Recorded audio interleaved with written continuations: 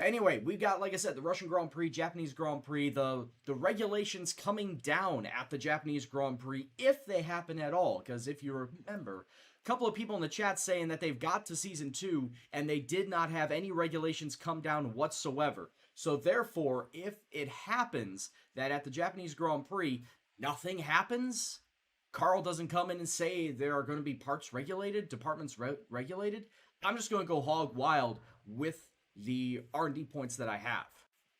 Like, for instance, I'm going to finish up the remaining one that I have on the engine. I'll probably throw in one of each for the aero as well as the chassis. I'll throw one of each for everything and then see where else that I could build up as far as my developmental tree.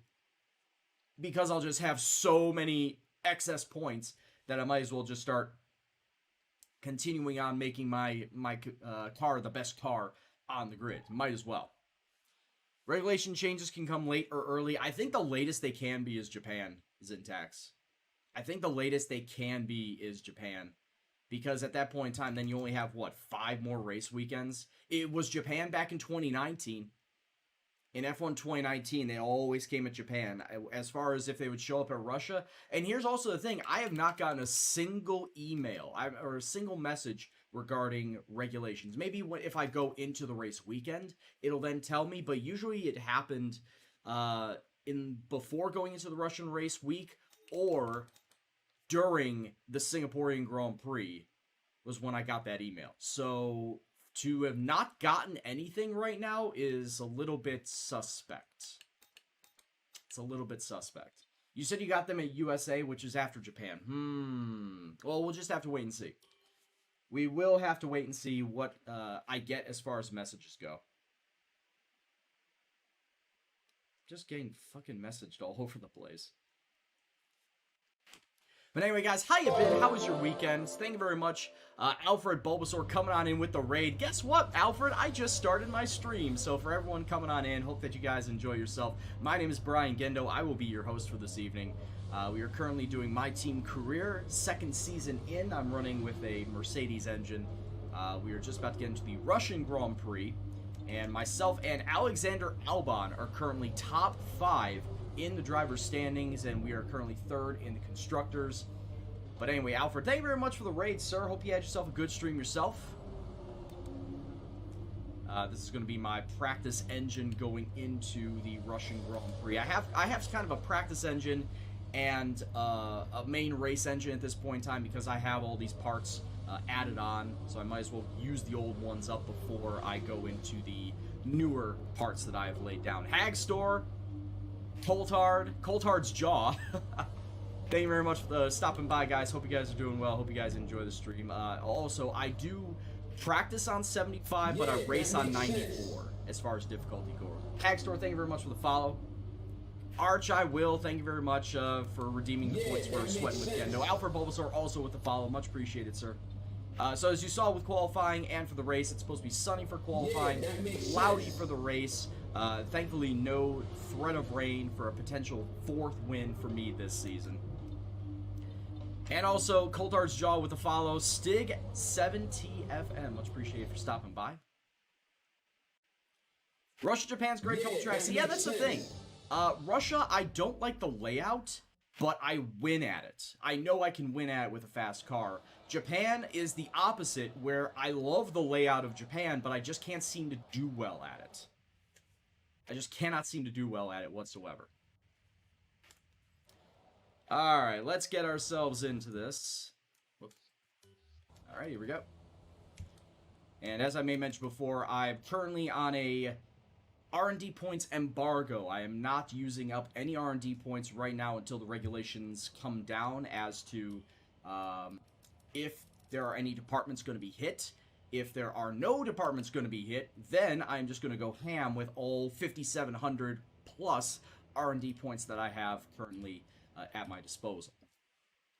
But for everyone coming on in from Alfred's stream, gotta ask a couple of questions for you guys. Where are you from? Who's your favorite driver? What's your favorite Grand Prix to watch? And you can play F1. What's your favorite track to drive? As I said before, my name is Brian. I come from Chicago, Illinois. United States, obviously.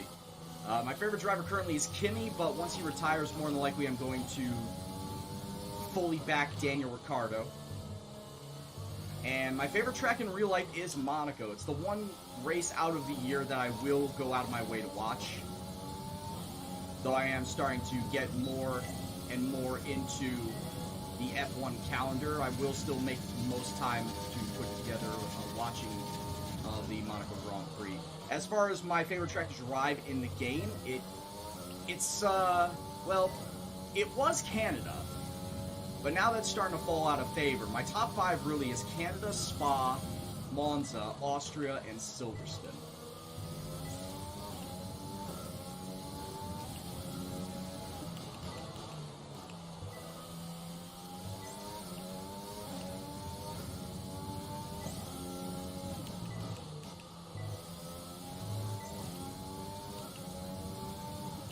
I would think it's a solid top 5 hack store, absolutely.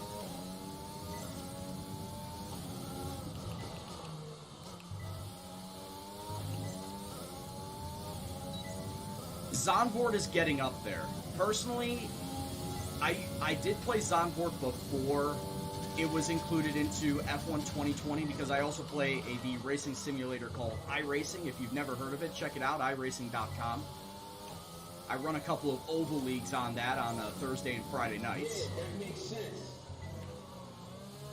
But they have the layout of Zandvoort. They scanned the track of Zandvoort from 2015, so it's the old style layout with the pits not extending past turn 1.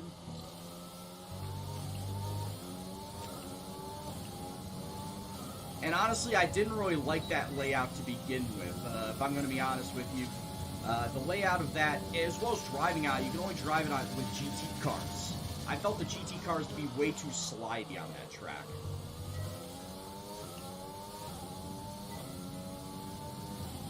Whereas driving in a Formula 1 car has been absolutely a joy in this game. Oh my god, and speaking of a joy, missing turns, absolutely wonderful. Alright, let's try this again.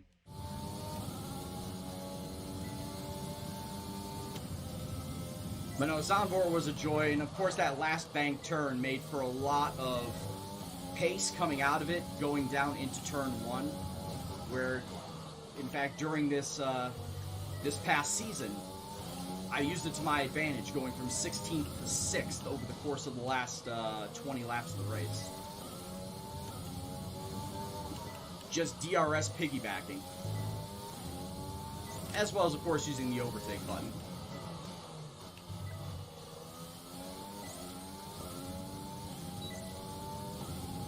Cold Arts Jaw says he likes driving Monaco. Monaco's really difficult. Like, I want to like driving it, but I just can't seem to put together consistent runs through that track. Maybe if I put forth the time and effort to actually get better at it, maybe. But as it stands right now, I'm just very, very mediocre on it. Good God.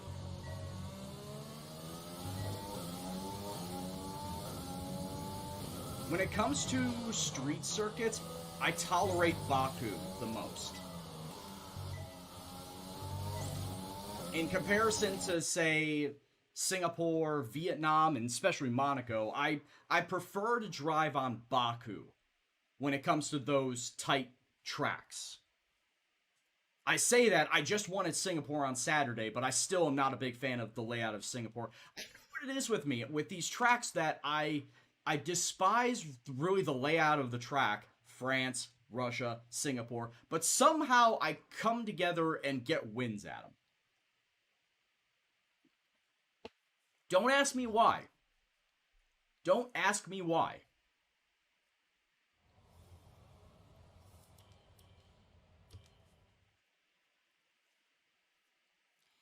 You're not sure you like Baku anymore? Uh-oh.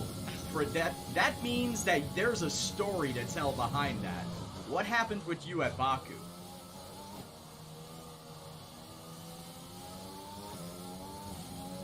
Oh yeah, Flight Simulator, dude, the Flight Simulator graphics are amazing, Tykesman. I've seen people stream it, and it looks fucking phenomenal.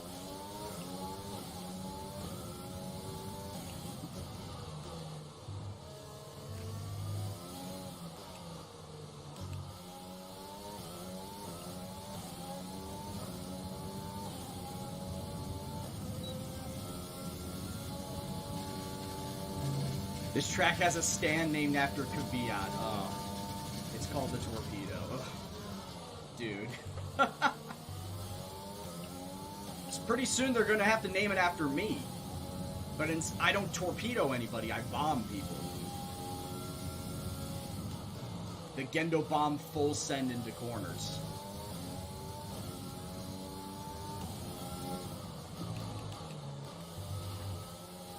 Oh, well, okay, I guess not.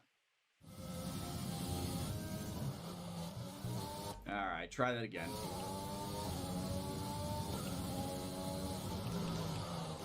Well, it's a good thing it's only practice, right?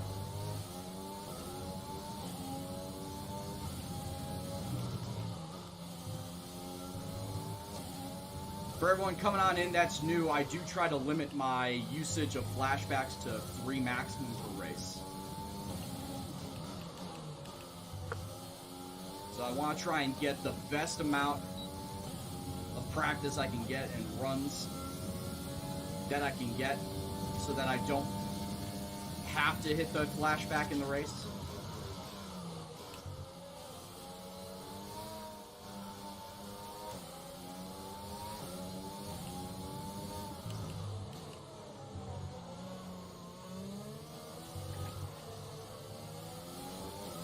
Being a slidey shithead. Gotta stop doing that, Brian.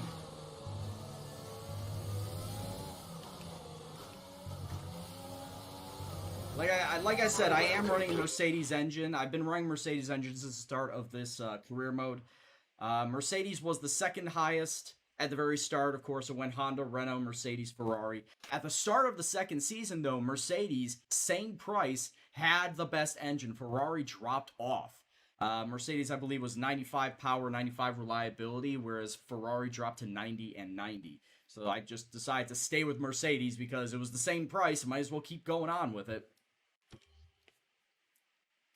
You'll lose flashbacks loads of times if it's you messing around. See, here's the thing. I am okay with flashing back as many times as I possibly want during rain races because I cannot drive in the rain. It is well documented over the last 4 months that I've been playing, 2019, 2020, that I just cannot drive in the rain. I will always raise a stink whenever it's a rain race. And I try to throttle control as best as I possibly can. I try to do everything to not spin out. And there's always something. There's always something that happens that causes me to drive less than optimally. Let's just put it that way.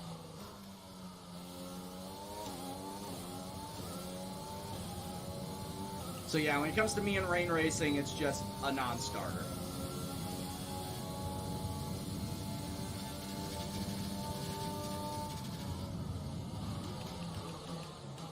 Alright, let's see if I can try and cheese this fuel.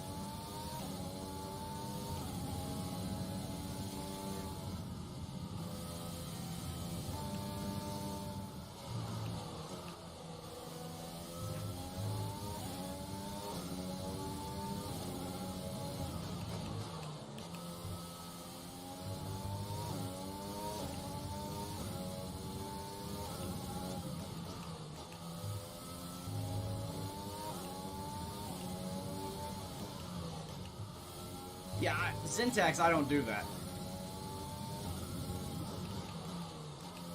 You already know I don't do that.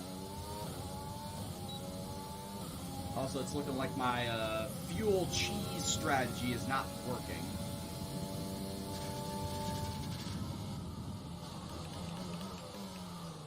Shit! We're good, I think.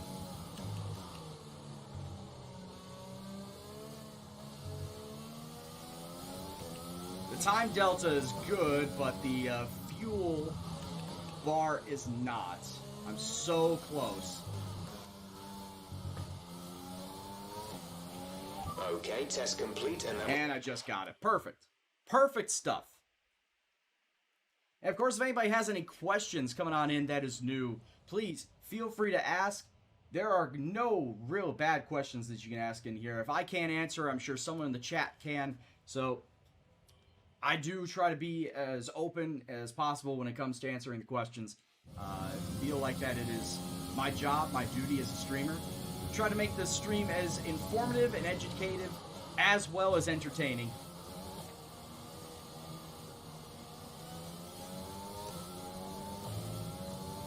Use traction control in wet races. Hey, whatever you do to make it good for you, make it enjoyable for you. Like as I said before, I like to drive with no assists. I love to drive in cockpit with the halo pillar because I want to go for that realism aspect. Everybody has different ways on how they want to play their game, and like I said, it's whatever makes it enjoyable for you.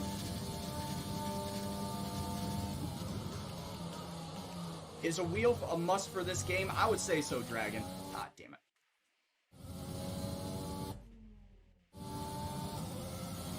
Honestly, Dragon, I feel like you're in more control if you have a wheel.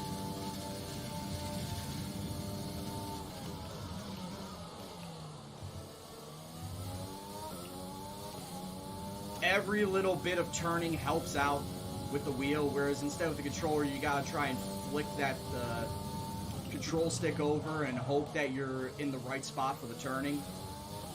Same thing with the acceleration. I feel like there's more room to play with by having a wheel and pedal setup instead of the shoulder buttons or whatever you map the accelerate and brake to.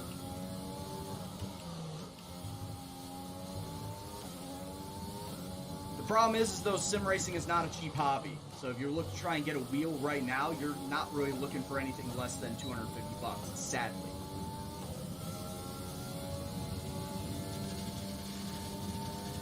More fun with a wheel, I agree. As I made mention before, I did not get this wheel originally for F1. I got this for iRacing. I was doing more of the sim racing stuff. iRacing, Project Cars, Assetto Corsa. What? Really?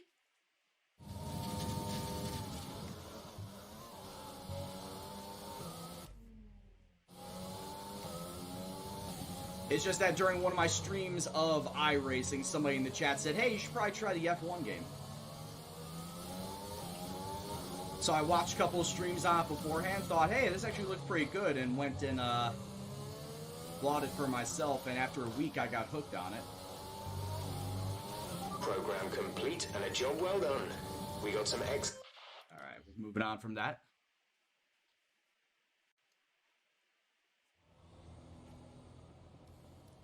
But yeah, currently the wheel that I use is the Logitech G29, which is the PlayStation button layout. The equivalent G920 has an Xbox button layout. I got mine on sale for $250 at the time when I bought it last year. I think the Logitech is right now retailing it for about $350. So I would say go and try and look for it on sale as much as you possibly can.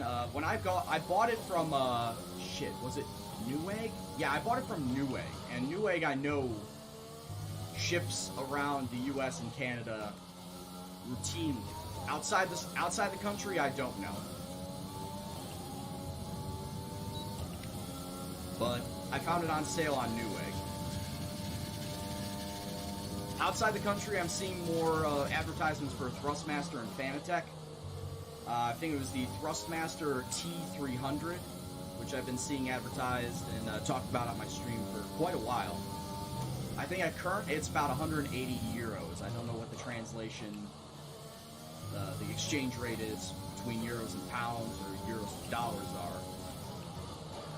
But when you're talking about Fanatec and Thrustmaster, you're talking about, quality sim racing equipment. They are known for quality products. Definitely going to be higher quality than Logitech. But as I may mention before, I've had my Logitech wheel for over a year now. It's pretty durable. It's held up to a lot of beatings that I've given it. But ultimately it comes down to what do you want to use and how often are you going to use it? Because really, the whole thing about sim racing is return on investment. You're not going to buy something that you're not going to use all that much now, are you? I've pretty much been using my wheel every single day since I got it. Last May.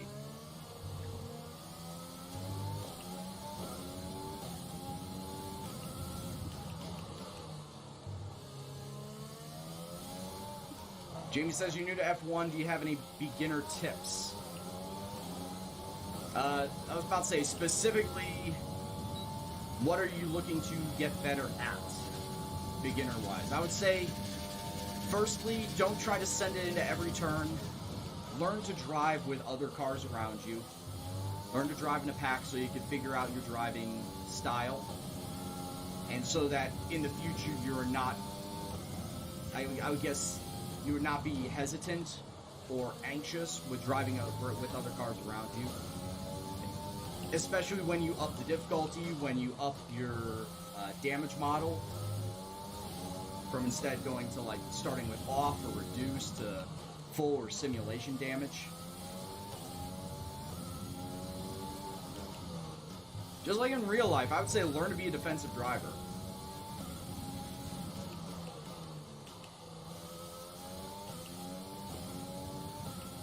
I would say also make use of the time trials, make use of the practice programs to the fullest extent that you can, because just turning laps around tracks will give you better knowledge of how the track lays out and how you can formulate a line around it. I know the driving line may be quite a lot, maybe used quite a lot right now on this track, but I do have it set to corners only. I guess the game thinks that a lot of these places are just one long corner.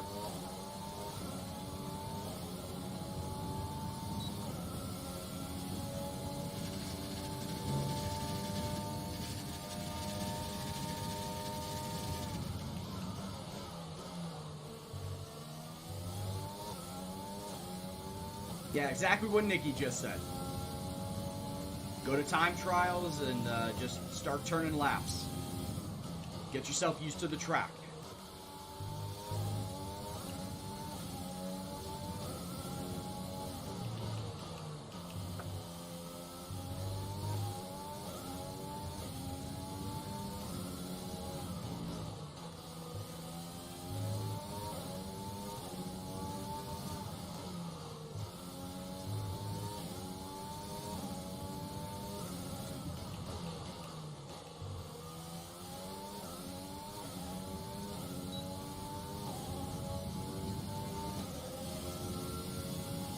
Wow, the T300 really shot up in price there, Spade. Shit.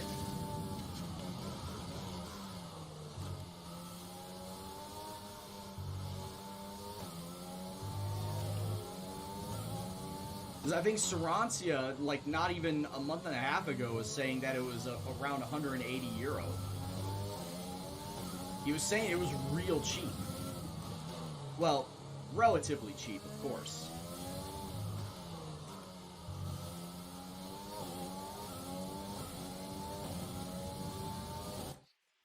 Alright, we're all done with that.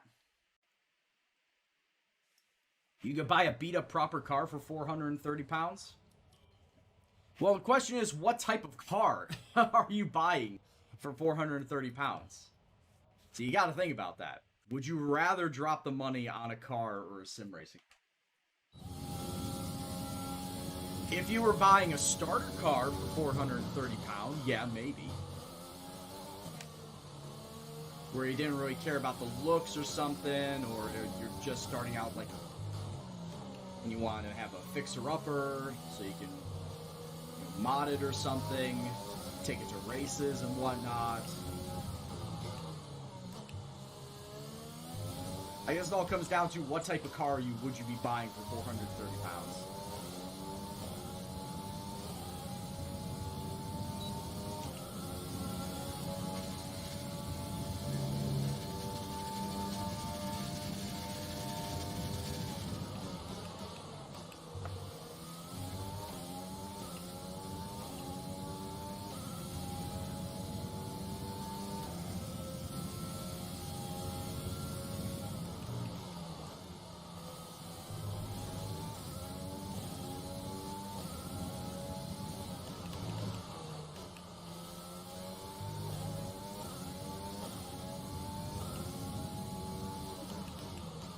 And not all the time there, Archelon.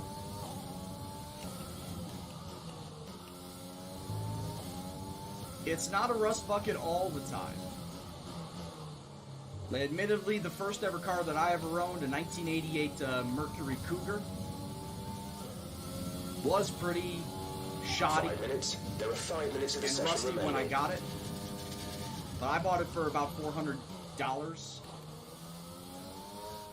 However, the very next car that I got, a Mercury Grand Marquis, 4.0 liter V8, where basically, have you ever seen a police car, Crown Victoria? It's the equivalent of that. I got that for $800, and it worked like a dream for about 5 years. Okay, test complete, and that was a very good job indeed. We got Junior a lot Go of Tricks, thank you very much for the follow, dude. Hope you're doing well. How'd I miss Matt Webb coming on in with the follow? You too, if you're still around. Hope you're doing well. Alright, let's move ahead to practice. Alright, we are officially all done with practice. Let's get all the way into qualifying now. We don't need to put all that much practice into Russia. We could drive it. Cougar looked great, though. Not the 1988 one. The 88 one looked pretty boxy. You wanna know it also looked pretty boxy? A fucking late 80s era Mustang. Late 80s Mustangs looked like shit. I gotta say, out of all the styles of Mustangs throughout the years, the mid to late 80s version of the Mustang, trash bin. Absolute pile of bolts. It was not good looking. It really wasn't. Alright, so let's move on from my practice engine. Make sure all my parts are good to go for qualifying. It just wasn't good looking. In fact, one of my high school classmates brought it in during auto shop senior year and worked on it, and it just was like, this doesn't look like a good car. This is a Mustang. This is supposed to be American muscle. It didn't look good at all. It looked trash. It looked like a Nissan. I don't know about that. At the time, I don't know. I can't compare it to Nissans from that era.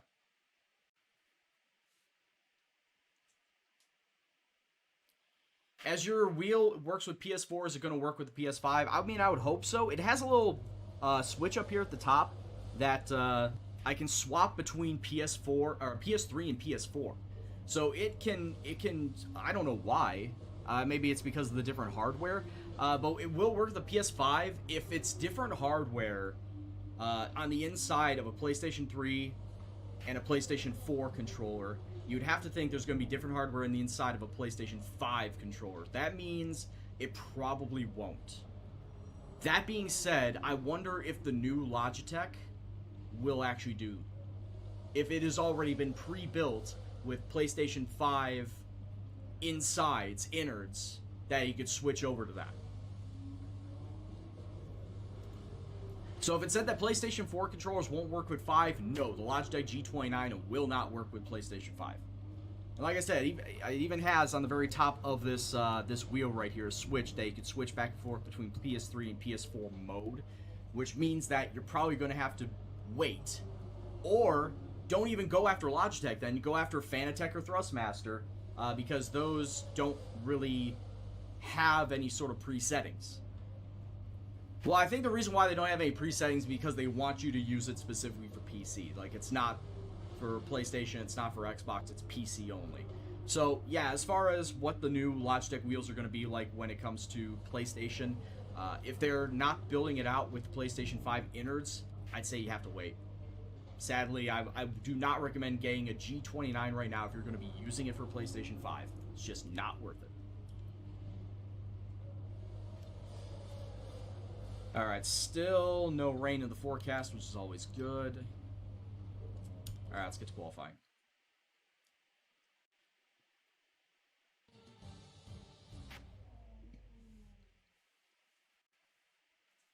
Prices for wheels have dropped to an acceptable level from 300 to 260. Yeah, that's good.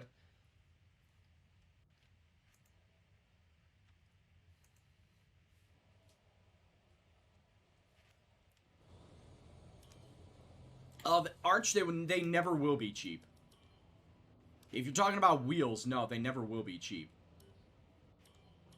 Alright, let me just make damn sure that I'm loading up the Russian setup.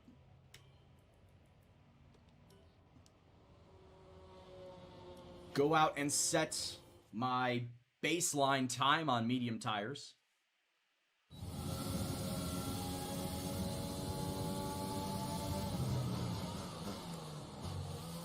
Hey, Cass Rowan, how you doing, buddy?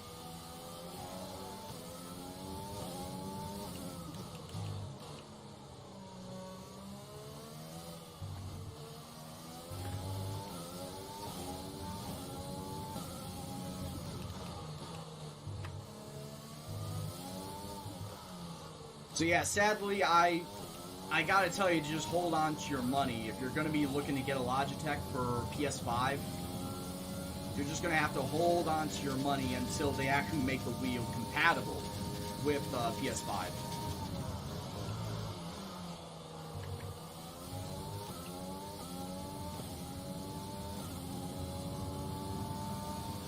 You know, Cass, can't complain. Especially since I'm doing Russia today, and while I hate the layout of Russia, I seem to do well at the track, so hoping to get a win here.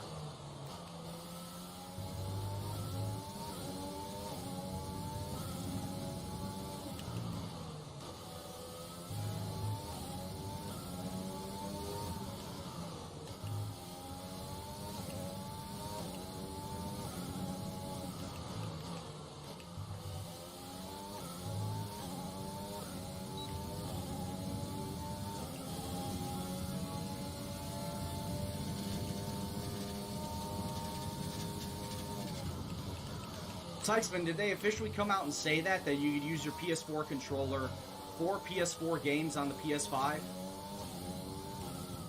Or is that just some wishful thinking?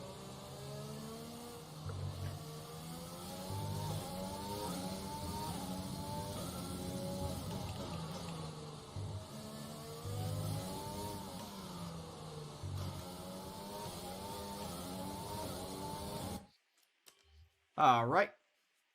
Got my baseline time. Let's see what I need to do to beat it to get into Q2. There shouldn't be a lot that I need to do to get into Q2. In all honesty, I feel like at this point in time, Q2 should be an automatic. It's Q3. That should be where I need to work on getting times on.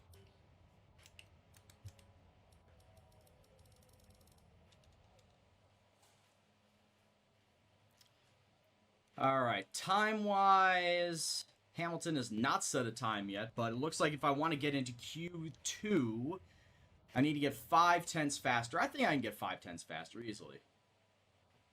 Nothing about the PS5. Then Spade, I'd say wait. Honestly, I'd say wait. Hey, what's going on, Duck? Alright, got my soft tires. Let's go out. Half a second faster. More than likely get 8/10 faster to make damn sure I get all the way through.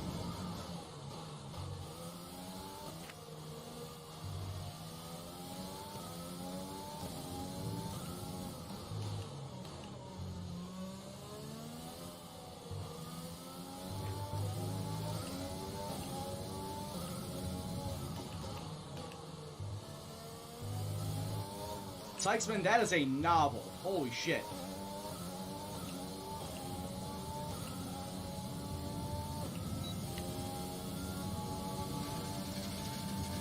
I cannot read all of that. I'll probably have to go back to read that.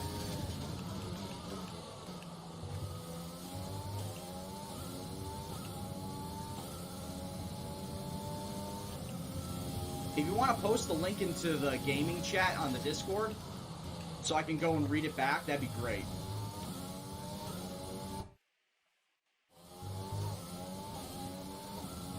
Alright. Said I went over the line.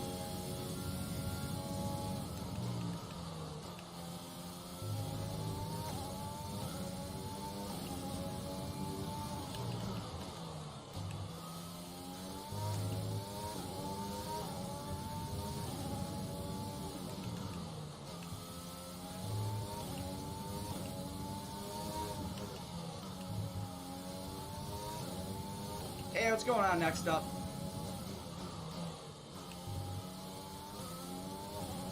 How we doing this evening?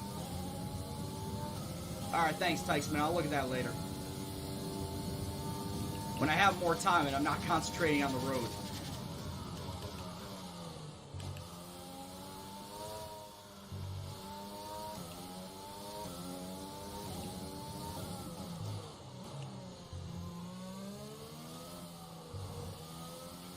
Okay, there's 2 minutes left in this session and we're in the drop zone. We need a quick lap, or that's qualifying over for us.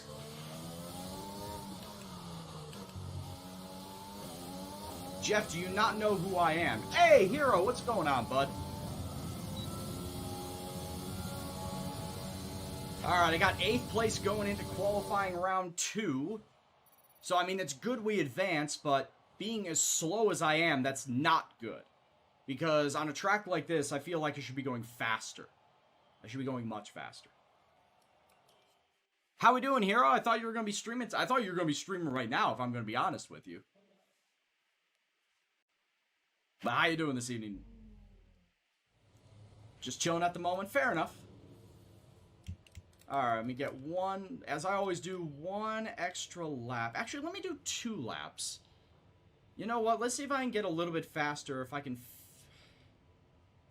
get 2 laps off of this, 3.5. No, let's see if I can get 2 laps off of 3. And see if that can be viable. And see if that could be viable if I want to have a low fuel qualifying run. If I can do 2 qualifying runs on 6 kilograms of fuel.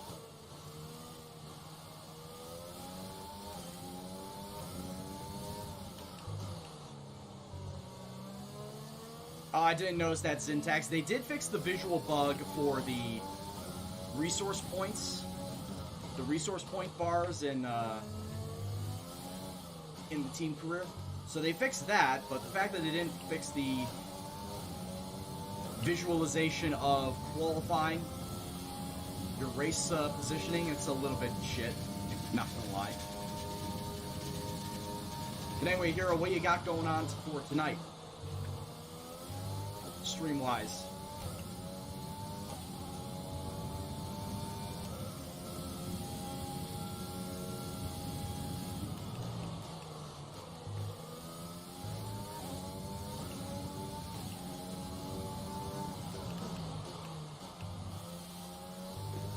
Well, that is pretty bogus, there's a tax.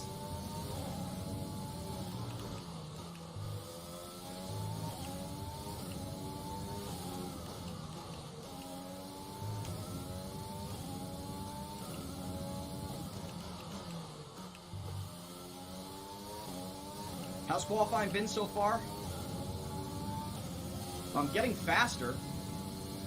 In the previous F1 game, this was a track that, while I despise the layout, I've been getting very good results in, like, winning at this track. I think it all comes down to me having a fast car if I'm going to do that. But in this one, in qualifying round 2, I'm trying to get a feel out of how much of a fuel load I could put in here, so that if I can do 2 laps around on this track with a light fuel load, can it make me go faster, and if I need to put in more fuel or not.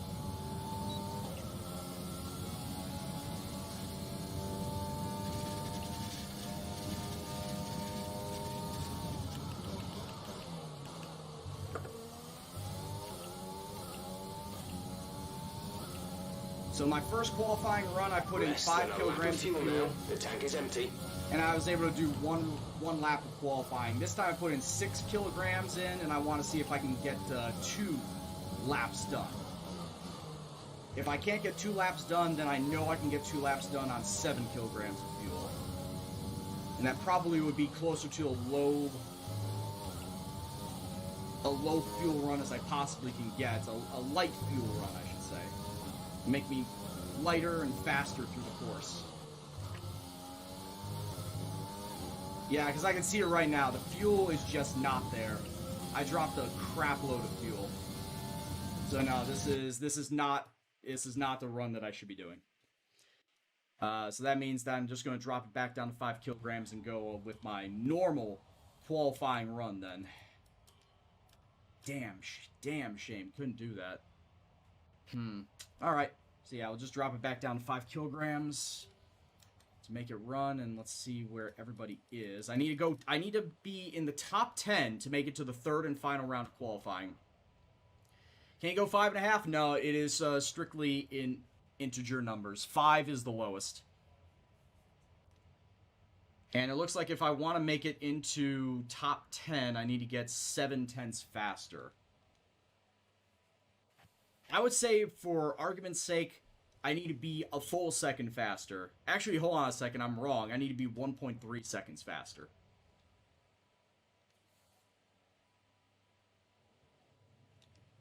I did the math wrong. It said I need to be 1.3 seconds faster.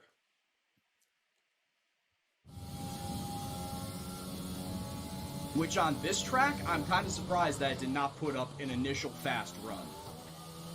So if I need to be top 10 with 1.3 seconds, I probably should be shooting for 1.6, 1.7.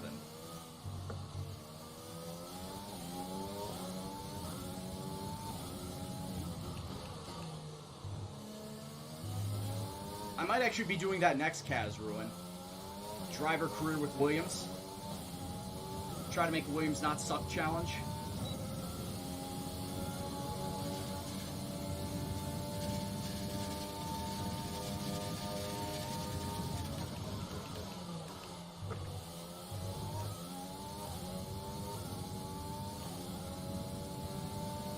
Alright, I'm gonna focus on this.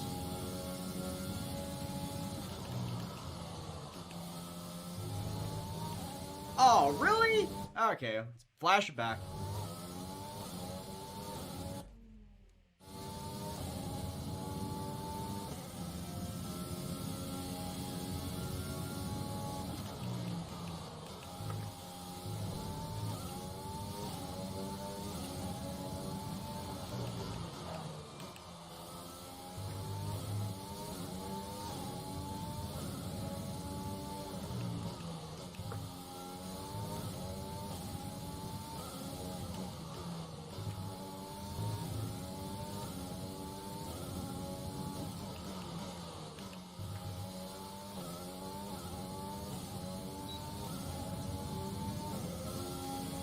Alright, Brian, you can do this.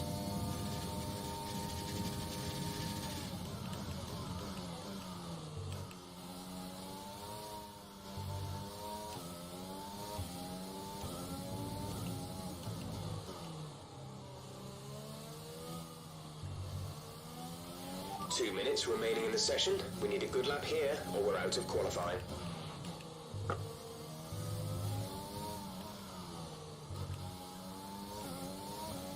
Alright, that was about 2 seconds faster. Woo, my heart was pounding, but I finished second in the qualifying by going 2 seconds faster, and now I'm in to the third round. Whew. Alright, well, at least we made it. Did Albon make it? Albon made it as well. Bottas was fastest at qualifying. Who did not make it? Giovinazzi, Lando Norris didn't make it, Lance Stroll, Carlos Sainz, Kimi Räikkönen, and Daniel Kvyat. Those are the ones who did not make the top 10. But Max Verstappen making it by the hair on his chinny chin. Perez, Ocon, Vettel, Ricciardo, Hamilton, Leclerc, Bottas, and of course the two Gendo F1 racers. So, one final qualifying. As I may mention before, there is not going to be a threat of rain. So I feel like I could put out 2 fast laps here. Yeah, thanks, Pindog. I feel like I should just do soft tire, soft tire.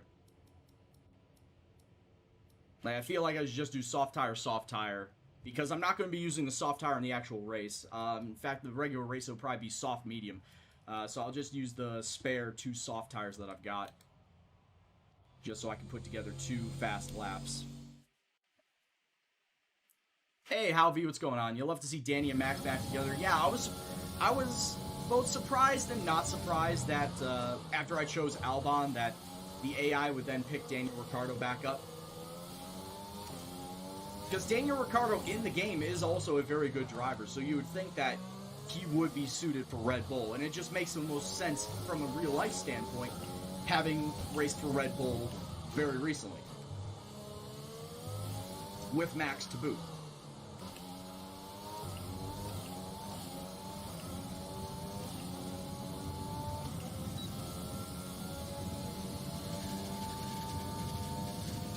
Uh-oh, who's this guy on his outlap?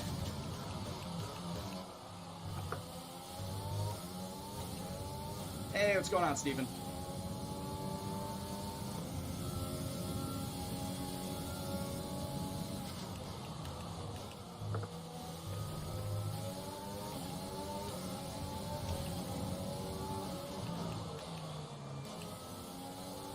Daniel Ricciardo trying to block me on his outlap.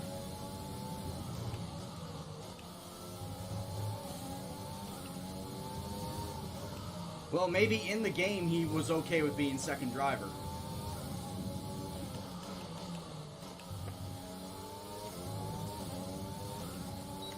In real life, though, he said that he does not want to be second driver. Is that why he chose the McLaren seat then? Because he would essentially be the number one driver over Lando Norris.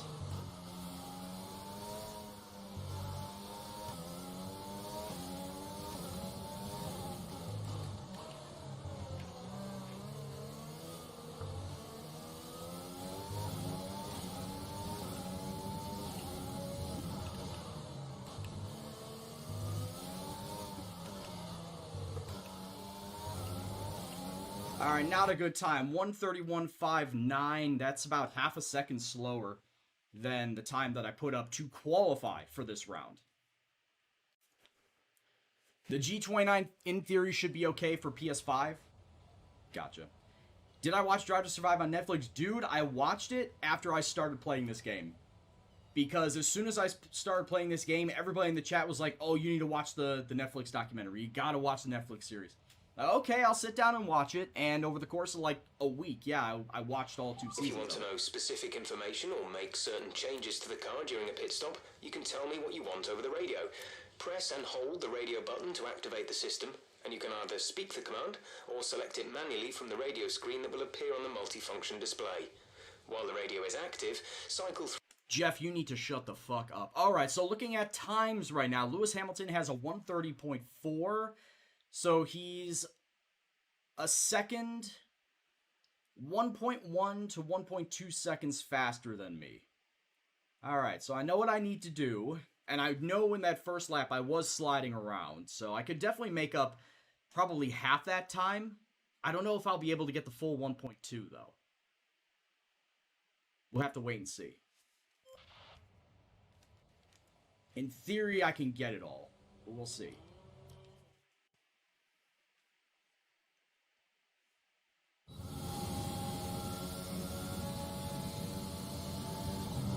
Oh, at least, Spade. At least. When I was sliding coming out of this corner.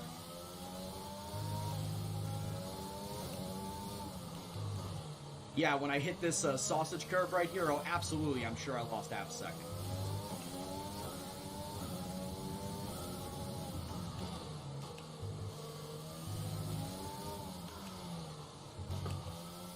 Ah, God damn it. Start over.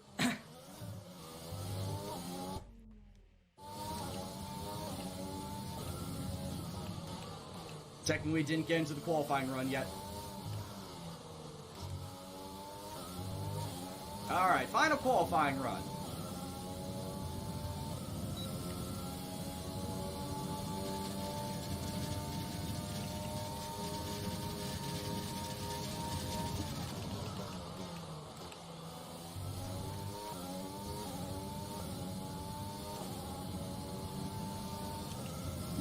.2, if not more, in the green delta is what I'm looking for.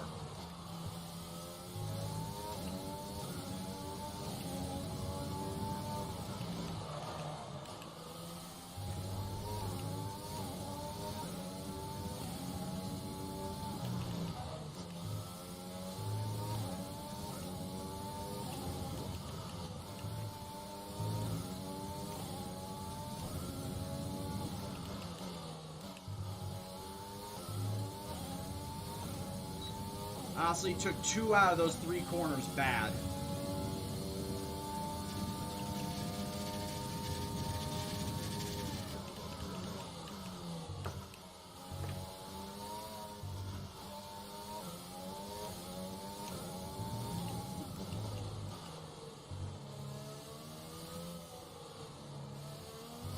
Ah, no!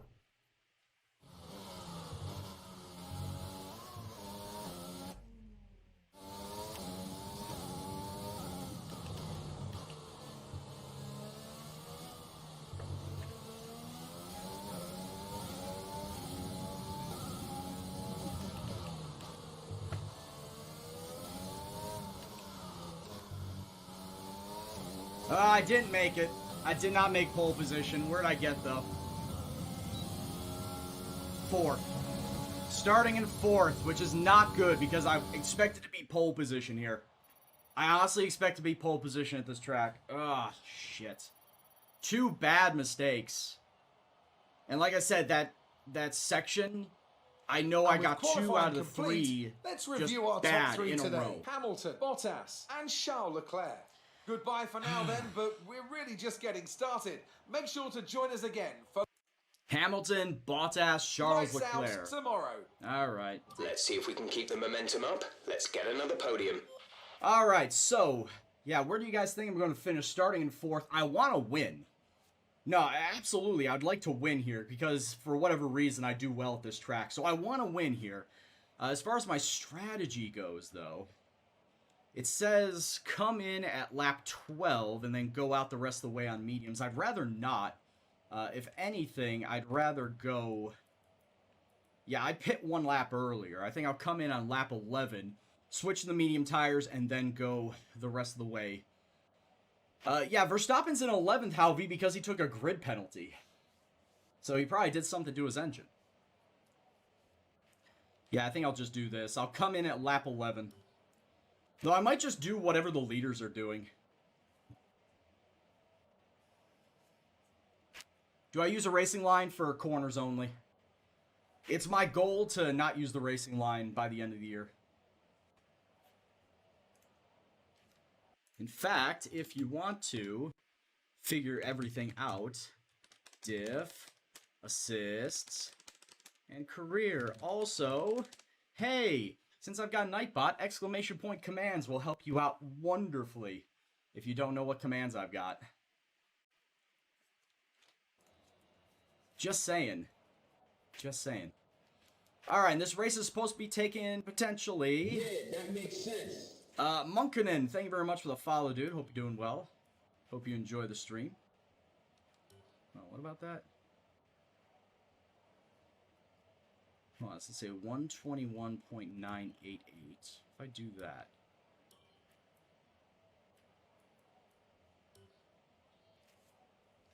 No, we'll do that. We'll come in at lap 11. Alright.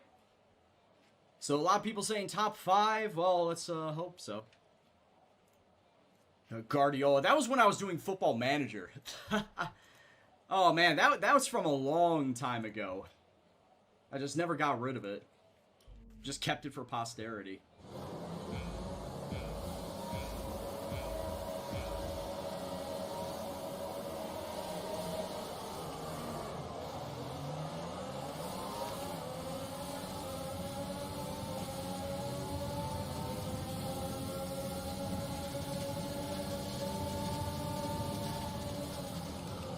Oh, sending up the inside.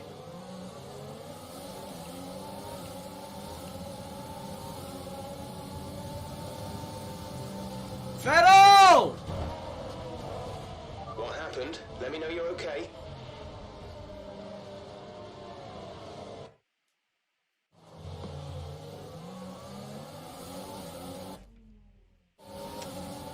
Well, maybe if Vettel actually looked to his inside and didn't try to pinch me as I was trying to pass his dumbass.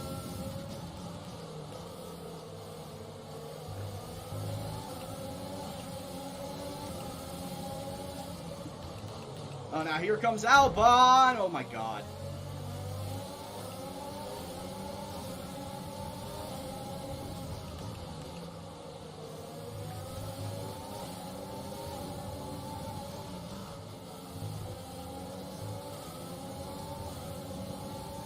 It was Leclerc, whatever. It was a Ferrari. It was a shitbox.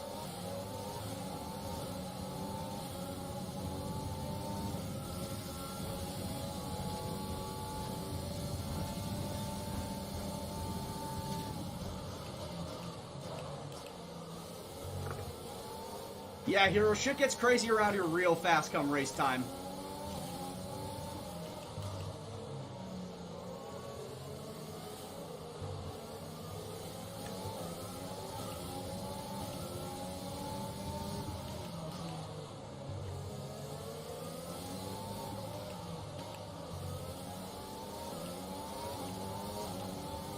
Hey, how's it going, HJR?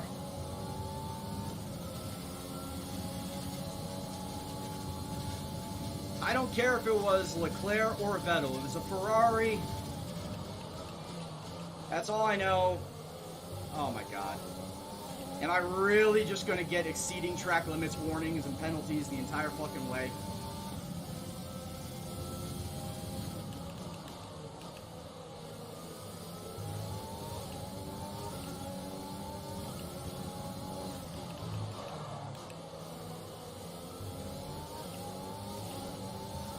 Well, right now I am holding top 5, so everyone that predicted top 5, hey,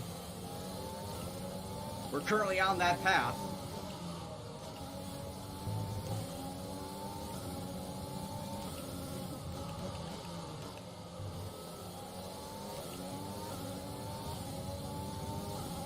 Yeah, not a fan of the layout, HJR. Though in the past, I've been able to get pole position and make that shit work. Today I did not get pole position. I started in 4th and immediately lost that spot to Albon. Yeah, that makes sense. Thank you very much for the follow. I'll get to you in just a hot second. Lucky Path, thank you very much for the follow. Hope you're doing well.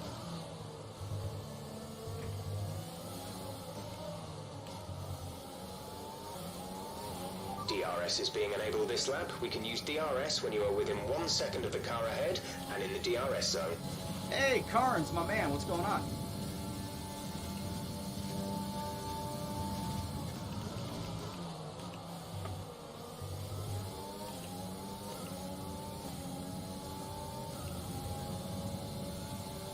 Halby, you want me to show you in game? Is that what you're talking about?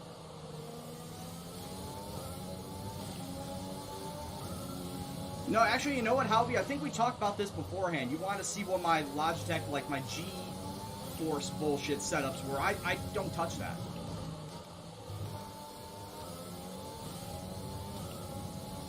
Please, Hungaroring? I'm not playing Hungaroring. I'm doing my team career.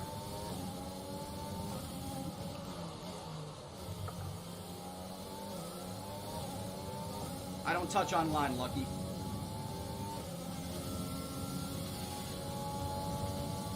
Force feedback, I can tell you exactly what settings I have currently down the line. 30, 30, 30, 20, and 5. Oh yeah, I dropped the force feedback down way low. Like, there is absolutely no need to run it 100%. So if you're looking from the top down as far as the level settings, 30, 30, 30, 20, and 5. That's the settings that I use.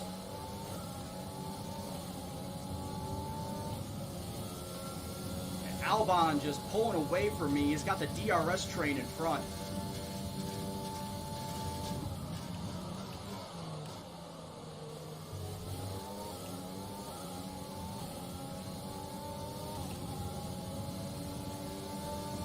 Meanwhile, I'm just trying to pull away from Ocon and Vettel.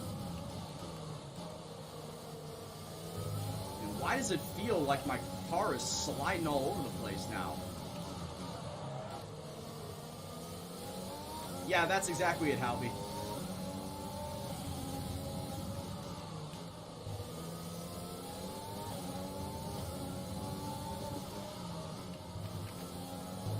My tires aren't even all that worn. Why am I sliding all over the place like a shithead?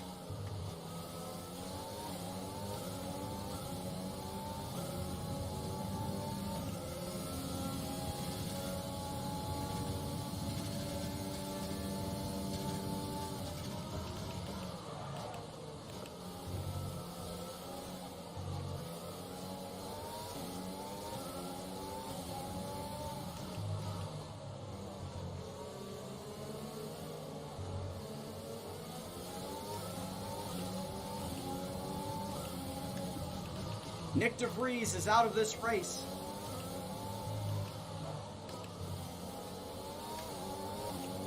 And I'm getting run down by fucking Ocon. What's going on over here? What happened to my car? Why is it not fast anymore? Oh yeah, that's right. Everyone else behind me is in DRS train mode.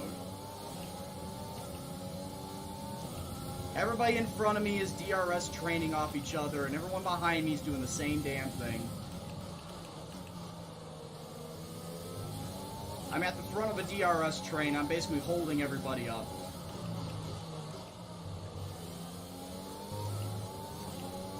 That's why. I still plan on coming in on lap 11, though. Oh, caution. Actual Okay, caution. clear. Oh, no, that was for Nick DeVries. My mistake.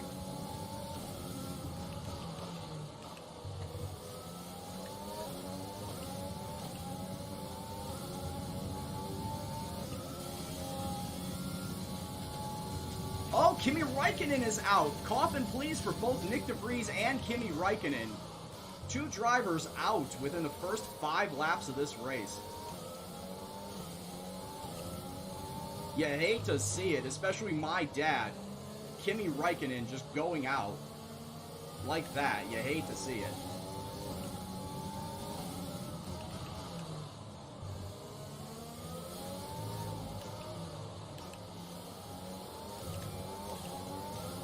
You gotta think that he's gonna have to retire real soon.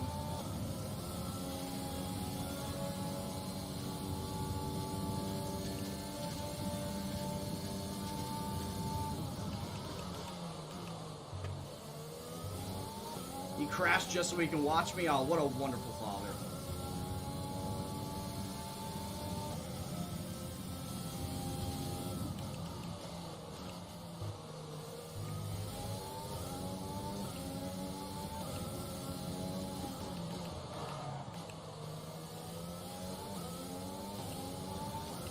Speaking of Kimi and fatherhood, have you seen the pictures that he's been posting recently of his daughter? His daughter's getting into kart racing. She's only like 6, I think, 5 or 6, and she's already getting into kart racing.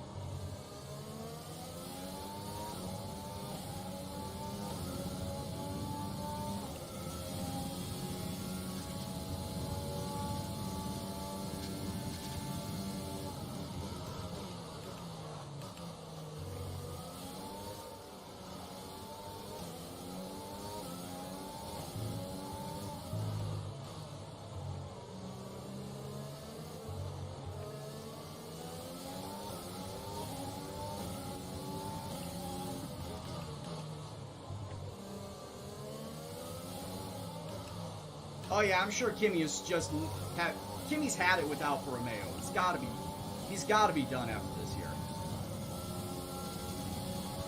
We've seen all the problems that Alfa Romeo have had the last couple of years.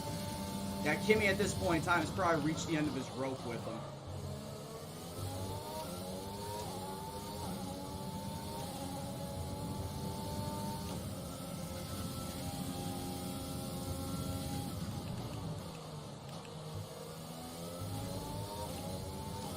I'm slowly catching up to the pack in front, but only by like a tenth of a second at a time.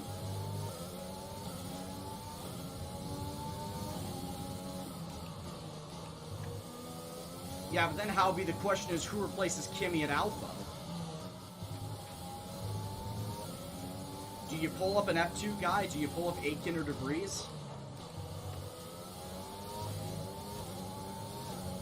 Like, you would think that's the next step, right? Pull up one of those two guys from F2 to fill in at Alfa Romeo.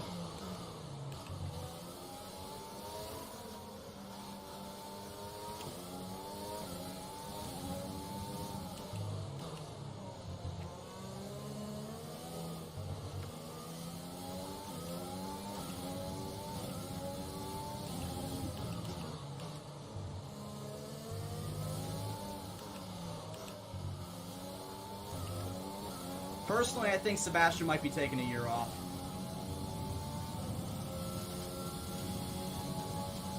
There is talks, though, that, what, he might be going to Toro Rosso? No. What was those talks? What was the rumor there he was going to? There's been rumors of Sebastian going somewhere, and I can't quite remember. I think it was Toro Rosso.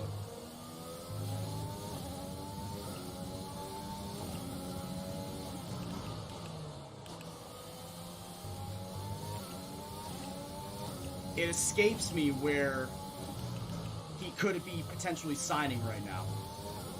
Oh, that's right, Aston Martin.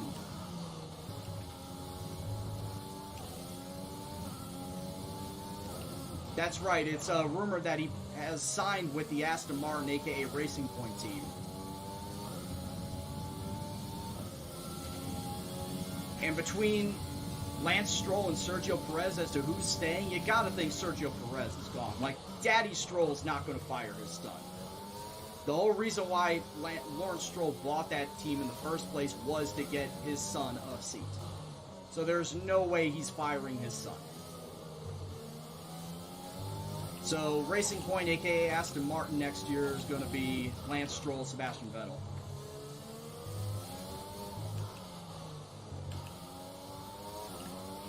We're approaching the pit window. You'll be on the mediums. Wait, Perez has already been confirmed for next season? Then are you sure about that? You never know. They might actually go back on their word.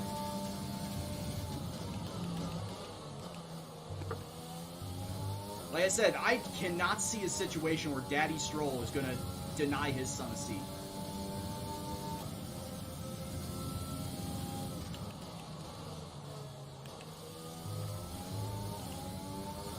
What's going on, Delios?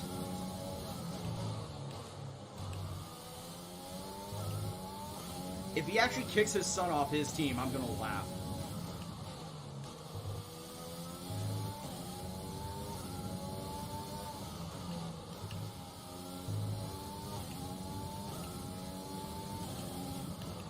Yeah, that makes sense. I don't know if it makes sense, but thank you very much for the follow anyway. Tim Tepe 2, much appreciated. Hope you're doing well. Hope you enjoy the stream. Yeah, that makes sense. And for that follower as well, thank you very much. Wait, when? What a name. Thank you very much. Once again, hope you're doing well. Hope you enjoy the stream. I can actually get around fucking turn 14, 15.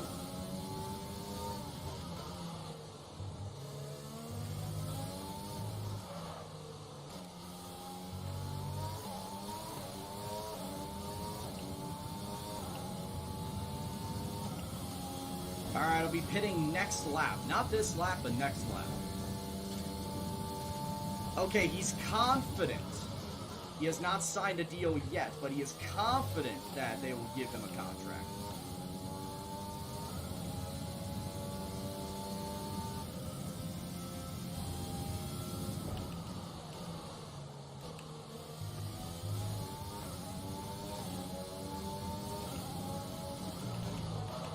Oh god, I need to get off the fucking rumble strips.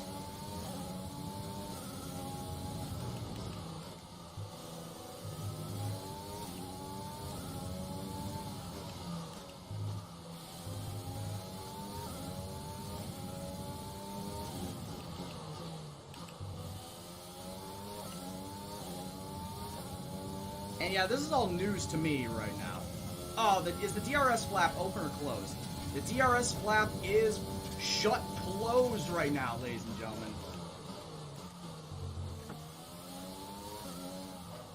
Oh, shit.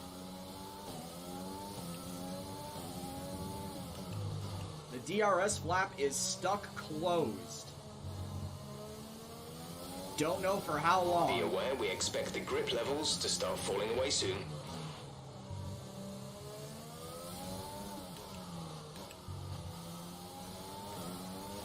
We want to pit this lap, so push now. And I will be, Jeff. You just got this game. You're trying to understand it. What are you trying to understand, Tim? We'll help you out.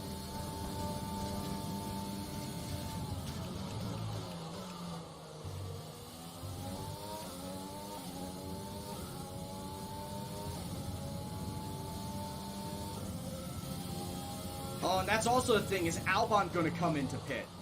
If Albon's going to come into pit before me, I'm fucked because I got to stay out another lap.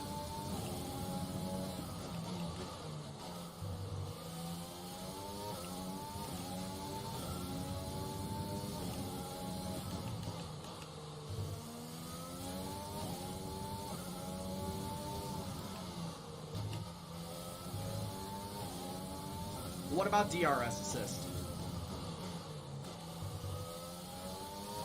Did I write DRS and not ERS in my assists?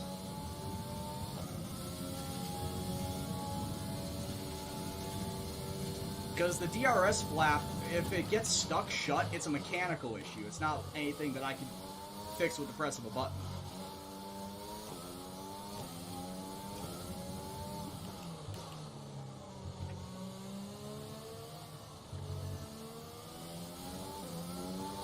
Alright, is Albon coming in?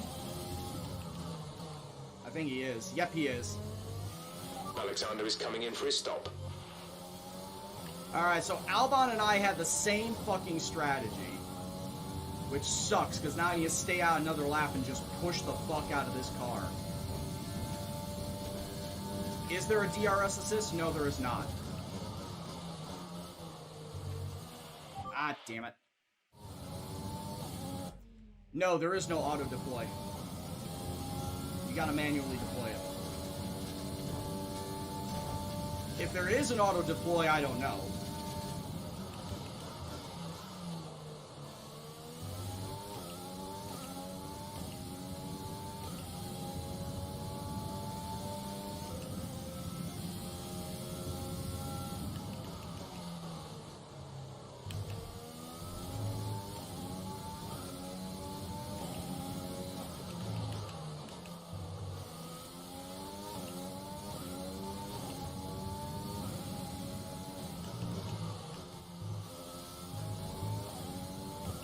Alright, just trying to push in.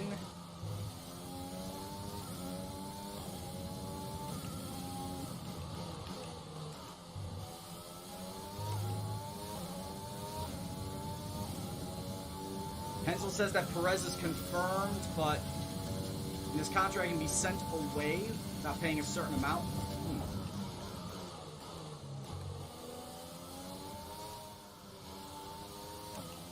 So it's essentially not a guaranteed contract.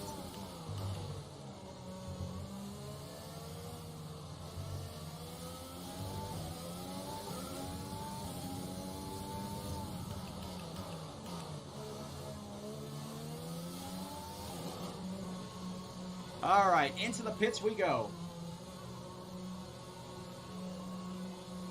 And still with the DRS bullshit.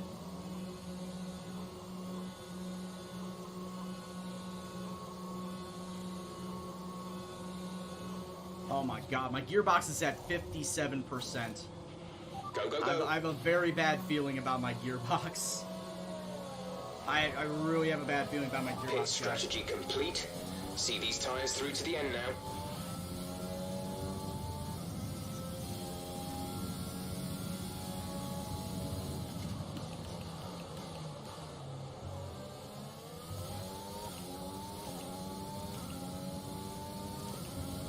Alright, I was about to say, did I get out ahead of... No, I didn't get out ahead of him. I was going to say, did I get out ahead of Albon, and I don't see him, so he's probably in front of me. We got Stroll in front of me, he's going to have to pit. Figuring out who in front of me is going to have to pit. Stroll, definitely.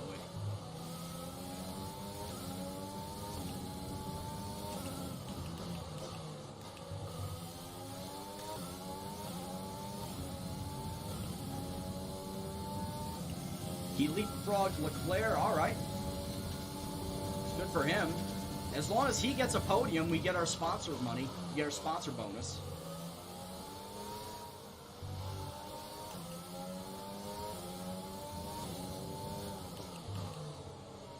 But we only get that sponsor money if one of us finishes on a podium.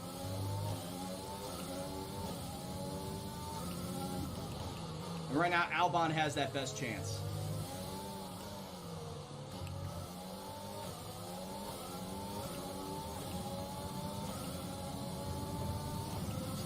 hate that my DRS is busted. I can't DRS fucking past Stroll here.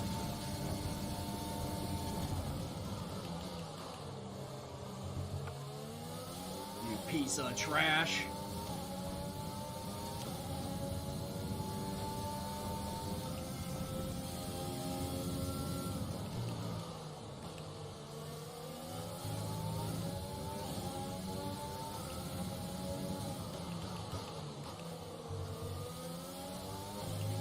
Some information on Verstappen. They're slowing down.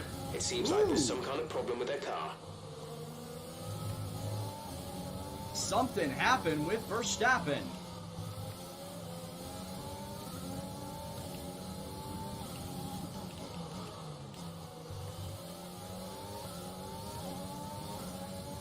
It's good for me. Oh, please let me get by Stroll here on this straight.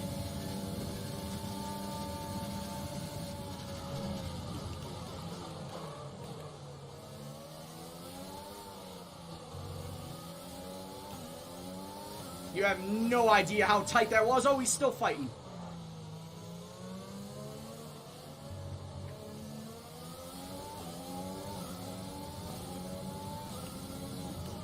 I was about to say, you had no idea how tight that was. He put me up against the wall. I was scared for my life.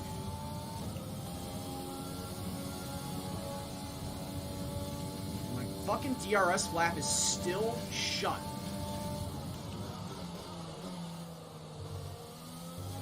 I mean, not that it matters right now, but it's annoying as hell.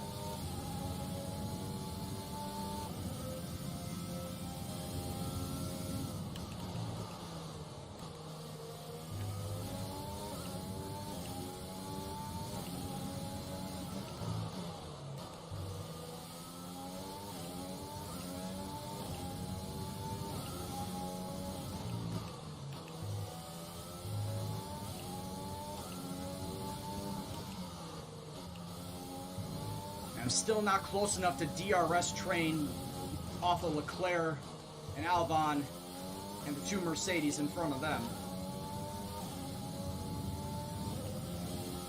But at the very least I can push ahead from Stroll.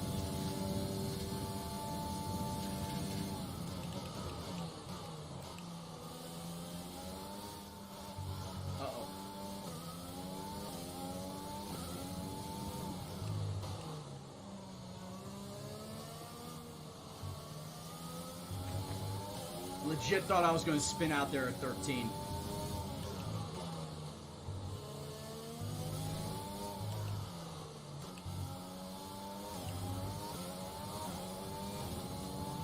And there goes Stroll going into pit.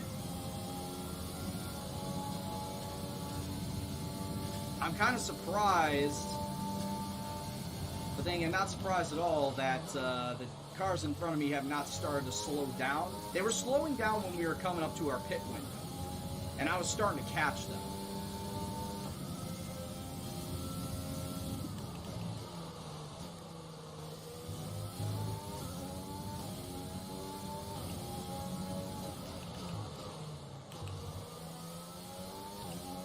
You know what would be the great equalizer right now? Safety car.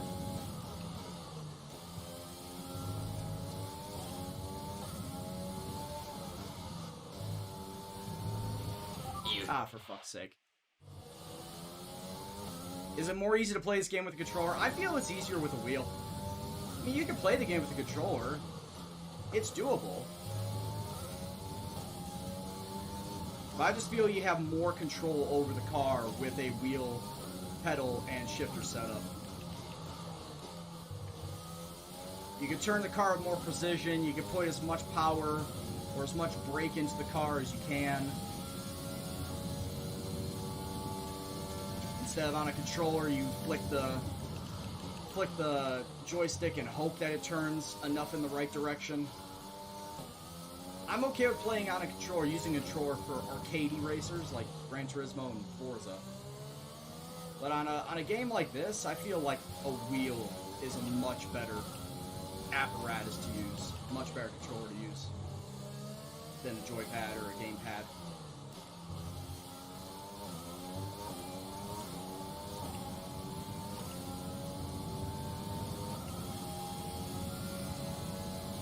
And as I may mention before, if you're looking to get a wheel, it's not cheap.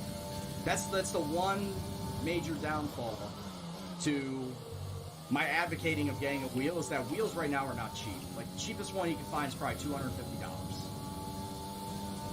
And that would be the Logitech that I'm using right now. You could probably find cheap Fanatechs and Thrustmasters, like full setups, for about the same price. Which, if you can, potentially go for those, because Fanatech and Thrustmaster are a little better quality. Strike that, much better quality than Logitech. But that's not to say that Logitech isn't good. I've had this wheel for over a year now, and it's taken quite a beating, and it still works perfectly.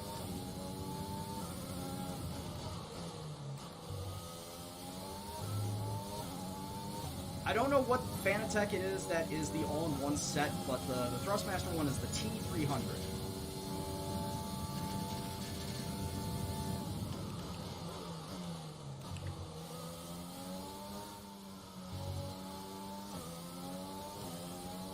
DRS flap is still fucking closed. But like I said, at this point in time, it still doesn't matter because I'm not anywhere close to Leclerc.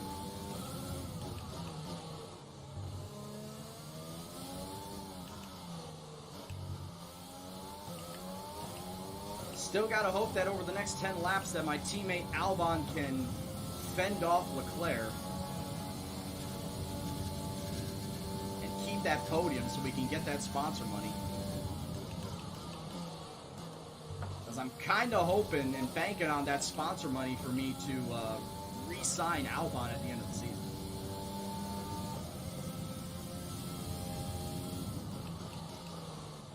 Legit, the only reason why I'm saving up money right now is I want to re-sign Albon. And I feel like I can't do it unless we start getting more podiums, which I know Albon is capable of doing. Myself, to some degree. Like, I thought I would have gotten a podium here.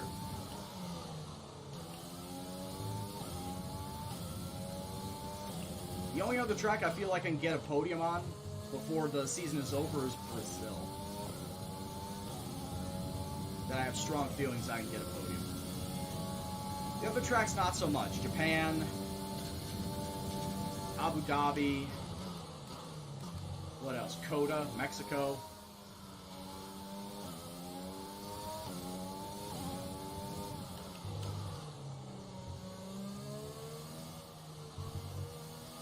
Yeah, I despise Abu Dhabi. I cannot drive Abu Dhabi to save my life. Honestly, a bad finishing track. I'm sure a lot of you would agree, too. Abu Dhabi is not a good F1 season finishing track. Go back to Brazil, go back to Japan, potentially. Abu Dhabi is just not a good season-ending track.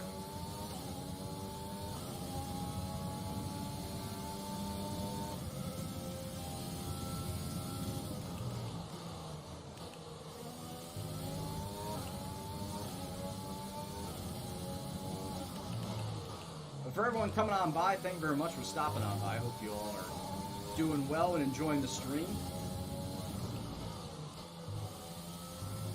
If you're watching, great. If you're lurking, let me know. If you're just listening to the sound of this Mercedes engine going around Russia. You are attentive, though. Where are you from? Who's your favorite driver? What is your favorite track? What's your favorite Grand Prix to watch? And if you play F1, what is your favorite track to drive? That makes sense. Is that Alvers? Thank you very much for the follow. Hope you're doing well. While I may not like to drive it in the game, Monaco is my favorite track to watch. Probably because it has the most historical significance to it. Yeah, that makes sense. Bukota, thank you very much as well for the follow. But as far as my favorite track to drive in the game, I still gotta say it's Canada, but right now, like Spa, Monza are pushing up to overtake that spot. Austria, Silverstone, Australia, they're up there as well. Brazil and Zandvoort are kind of on the cusp. Like, I should do a tier list. One of these days, I should do a tier list as to my favorite tracks to my least favorite tracks to drive in this game. Because there are very, very clear-cut favorites and very, very, very clear-cut hate tracks. Awful tracks that I just cannot stand driving.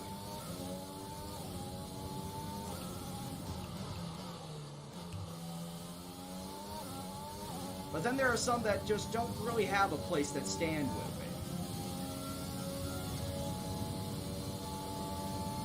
I should probably try and rank someday.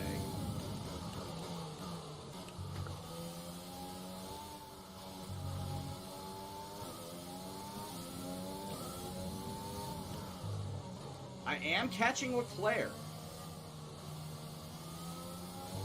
Last I checked, I'm just 3 seconds behind him.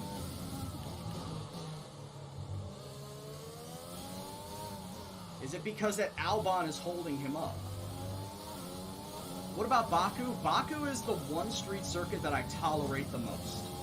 I say tolerate, I'm still not a big fan of street circuits in general. And when I say street circuits, you know the ones I'm talking about. Your Bakus, your Singapores, your Monacos, your Vietnams. Technically, yes, this would be a street circuit. Same thing with Australia. Same thing with Canada. If we're getting technical, those are street circuits. But I'm talking about the tight, narrow street circuits. Where the walls are just closing in on you. The claustrophobic street circuits.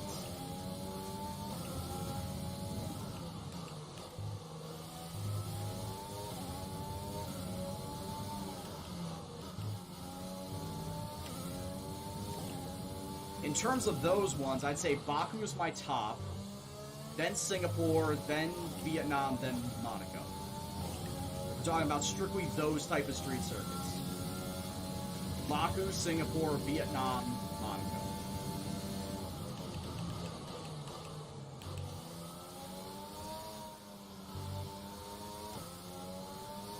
Hey, Wally, what's going on, dude?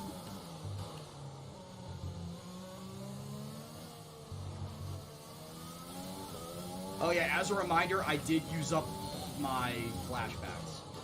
So I have to go the next 6 laps with no flashbacks, otherwise I take whatever is dealt to me. If I fuck up a turn and I get that 3-second time penalty, I take that 3-second time penalty.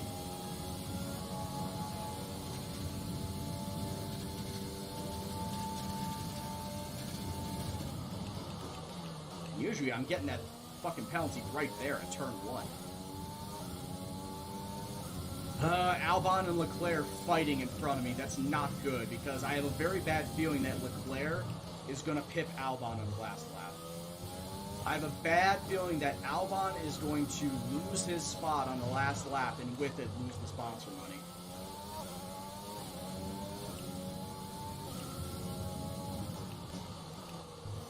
My DRS flap is now fine. If I ever get into the DRS zone, I can use it now.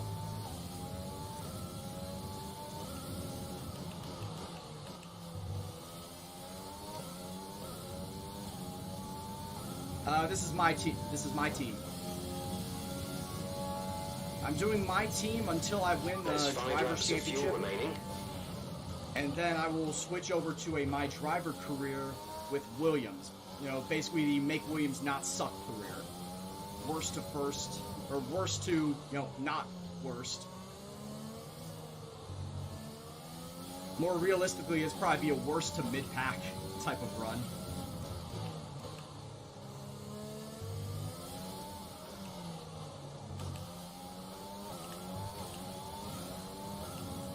Ooh, Albon moved up into second. He passes Hamilton.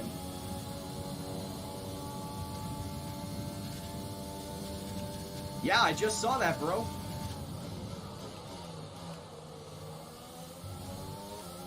Ooh, and now Leclerc has passed Hamilton. Something has to be wrong with the Mercedes in order for Hamilton to be dropping the way he is.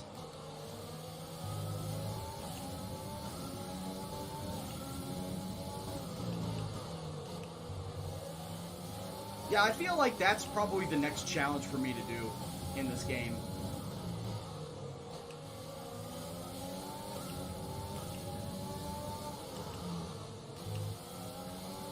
And if you remember me from my Football Manager days, I love me a good challenge, whether it's the Pentagon Challenge, the Basque Challenge. I feel like I need to challenge myself, so I will go and do that Williams last to potentially first challenge. I'm not going to say definitely first, because it's going to take a while, for sure.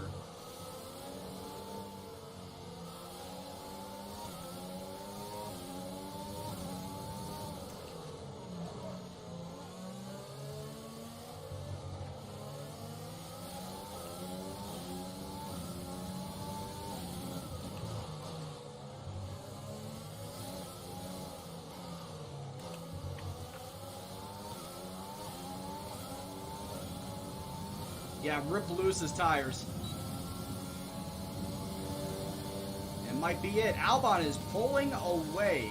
I don't know how far ahead he is. I don't know how close he is to Bottas out there. You guys probably see it on the mini-map because chat's blocking it for me.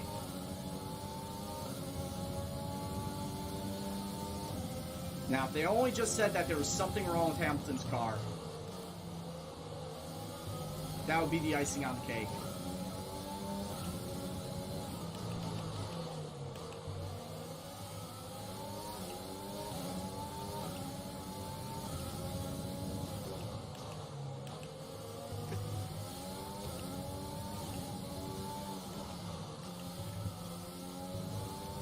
About 3 seconds back of Bottas. Okay. Like I said, as long as I hope that Albon finishes on a podium. There's 4 laps of fuel remaining.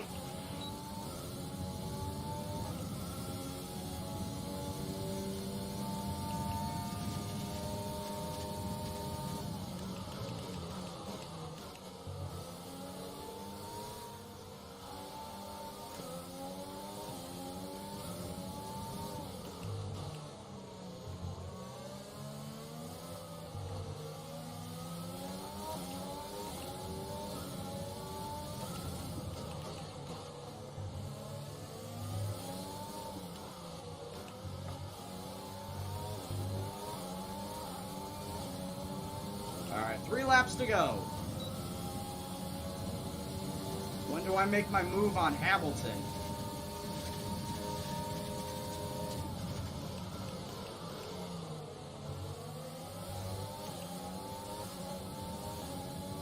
Do I make a move on Hamilton, or do I just say, fuck it, I'll be content with 5th?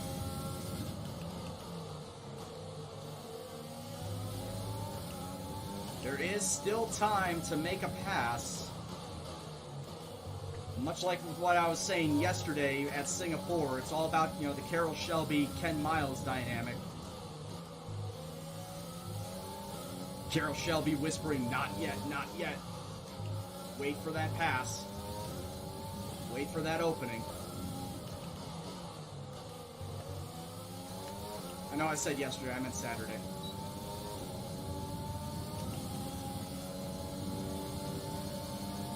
Ooh, Hamilton's out of DRS! Sneaking up the inside! Oh! Ho, ho, ho. That could have ended so badly.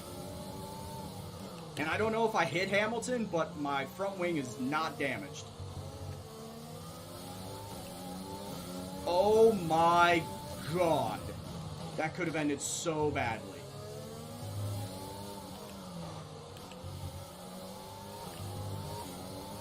But Hamilton is out of DRS range. So this is going to be a pass for 4th place. You shithead! Oh, you fucking shithead! Alright, so we've been looking at the He damage. blocked and we me. think you should be okay to continue. It'll cost us a little bit of time, but we're nearly at the end of the race. You fucking dickhead. He blocked me. Straight up.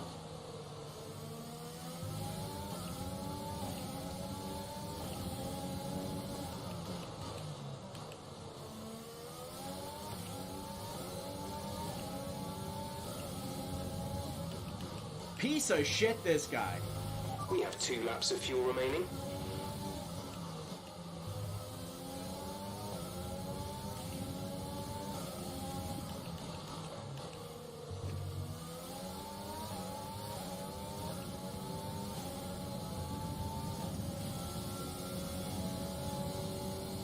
He was swinging to the outside. I wanted to hit the over-under.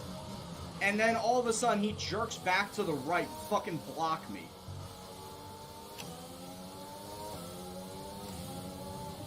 Well, actually, the thing that I could do is I could run block for Albon, who's currently in third. Okay, take it easy on the car. We can't sustain this level of damage. Don't blame me, Jeff. Blame the fucker behind me.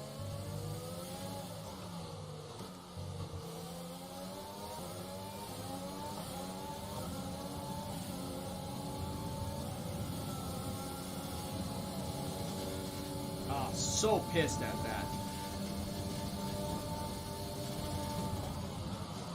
That was all Hamilton's fault. Yeah, I'll drive it safe. At this point in time, 4th or 5th doesn't matter. It's still a top 5 spot. It's still a top 5 spot, and Albon will still be getting a podium.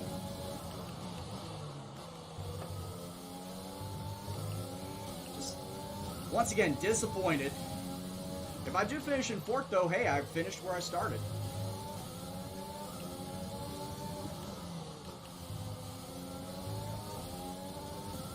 Can't complain too much. But like I said, on a track like this, I wanted to get the win here.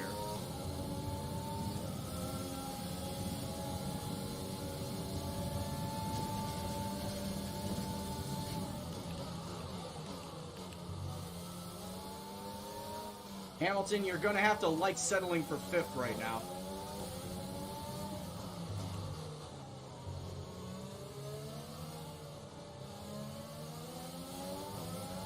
During the last few turns, you ain't getting past me.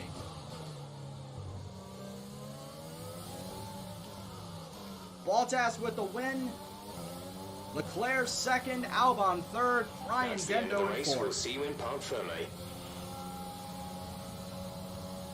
I'll take it. Good finish. At the end of the day, good finish.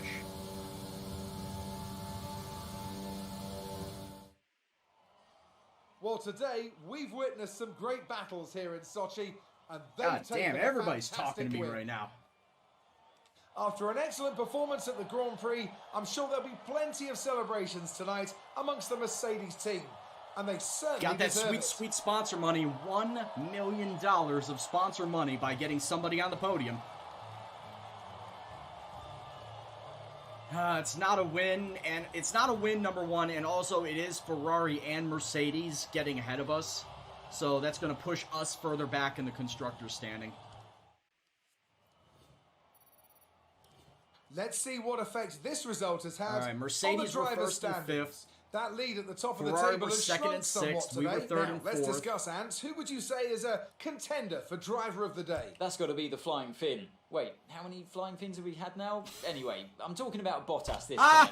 Just great raw speed and a good job. That's on track actually as a well. nice little Easter Let's egg. move on to the constructors. Mercedes. All right, I'm just gonna pause. I'm gonna pause Jeff and Anthony right there. That was a nice little Easter egg. I gotta get to the flying fin. Wait, how many flying fins are there? Because how many Finnish drivers have been nicknamed the Flying Finn? Raikkonen, Bottas, Hakkinen. Hakkinen had to have been the Flying Finn too. Yeah, how many Finnish drivers have been labeled the Flying Finn? I would assume, yeah, Bottas has before, Raikkonen has, of course being called the Iceman too, Mika Hakkinen. Is this a console game? Yes, it is, Vlad. It is available for Xbox One and PlayStation 4. I'm playing on PC. Tykesman, no, you didn't really miss anything. We ended up finishing in 4th place. We were able to pass Hamilton, though Hamilton did try to block me down the very first straight with like 3 laps to go as I was passing him. So I took a little front end damage, but I was able to bring it home in 4th place ahead of him. Albon finished in 3rd. How much is it? I say new. It's a month and a half old game, so it's full price. It's $59.99 US dollars. It is a brand new game. is moved to the top of the table. Meanwhile, AlphaTauri's strong weekend allows them to continue their march up the table. AlphaTauri? AlphaTauri's up in 8th Who place. knows what the sport has in store for us next time? Be sure to join us again as we continue. All right, so we are 36 points behind Ferrari, 64 behind Good day Mercedes. today. Let's have your take on it. All right, Claire, what do you got? Your teammate is up on the podium today. This is a great thing for the team, isn't it? It's a culmination of everything we've been working towards. It is very fun, What was your Vlad. teammate's secret to success today? I did not get into an F1 game until last year, or I should say last year's game. I bought it in April, F1 2019, and after a week I got hooked. And the reason why I bought F1 2020, not just because of the game, its playstyle, but because of its mode that I'm playing right now, my team career mode, where you take over as a brand new team on the grid, and you work your way up from the bottom to making your team, your car, the best on the grid. We're currently in Season 2. At this point in time, my car is legitimately the best car on the grid. I have Alexander Albon as my teammate. You start out with an F2 driver, and then you can subsequently purchase the contracts of other drivers as you go along. So I started with Mahavir. Yeah, I had to go with the meme to start. Then I got Juan Manuel Correa, another F2 driver. And then at the start of this season, I was able to have enough money to purchase Alexander Albon as my second driver. So that's who I've got. What was my teammate's key to success? It's definitely the powertrain. Appreciate your time. And me, I'm a racing game fanatic. I'm not that much of a Formula 1 guy. Admittedly, I'm not a big Formula 1 guy. I'm a racing game guy. And this, from a pure racing game standpoint, is phenomenal. So I would say if you are a fan and like playing racing games, this is right up your alley. 100%. All right, so with the sponsors coming in, $1.62 million added into the purse, another $50,000 because Albon managed to not wreck his car like I did. We got $8.25 million in the bank. Like I said, Albon's probably going to cost about $10 million by the time the season is over. So I want to make sure that I have enough money to make sure that I have the ability to negotiate a contract with him. Because there's two Finns right now is merely a joke. Oh, okay. Obviously, yeah, Raikkonen as well. But I thought that, there was a past flying Finn, too, like Mika Hakkinen. I thought Mika Hakkinen was the original flying Finn. Good luck in Japan. Yeah, you know what? I might actually have to take a grid penalty getting a new gearbox, personally. Personally, I might have to go and get a new gearbox. All right, so what do we got here? We got 5 days and a set of 3 for 8 total. What do I do? Okay, let's do the 3 first and see which one of the 3 I can use. So power equipment upgrade and aero department focus. We'll do the power equipment upgrade because it'll add morale to the powertrain guys. And then what do we do here? Weight training for pace around Japan. Yeah, you know what? We'll definitely add the extra pace to my guy so that he can get fast around the Japanese track. And then as far as everything else goes, what would I rather have? Do I want more resource points at the cost of killing department morale? Or do I go with the sponsor filming, which adds more team acclaim at the cost? It's only $5,000, but I mean, we do need more team acclaim. At this point in time, I feel we need more team acclaim, specifically so we can get closer to that team level of 20, which would allow us to get a 4th spot. All right, so it is a time attack race around Interlagos. One of the greatest songs for sure. Dude, Blink-182 are a solid band, man. There's no doubt in my mind about that. Yeah, Vlad's still young. I don't feel it. I've got the knees of a 60-year-old, though, because I used to play... I used to be a lineman, offensive and defensive, when I was playing back in high school. American football. And back then, I was upwards of about 260 pounds. And 4 years ago, I was my heaviest at about 270. So, yeah, I'd said to myself at that point at the beginning of the year, it's like, I don't want to ever get to be that heavy again or even beyond. So I want to try and start losing weight to what I was back when I was younger. which led me on my health kick that I am now.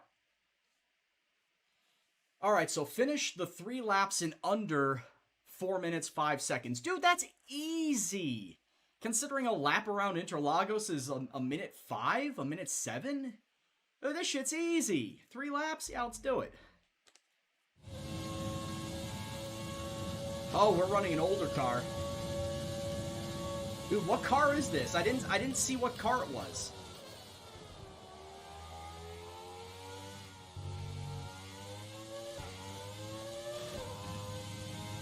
Was this from the 90s?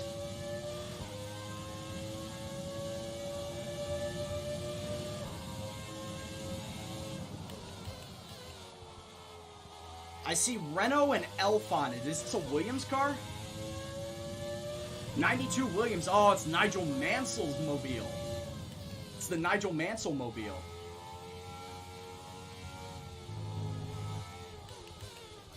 How do I stick to working out? It's all about self-motivation. You gotta kick your own ass, Jamie. Because when I was working, I would go to the gym after I was done with work, and I'd be tired as hell, but I was just telling myself, like, you gotta do this. You made a promise to yourself. So sometimes it is all about self-motivation, kicking your own ass to make changes in your life.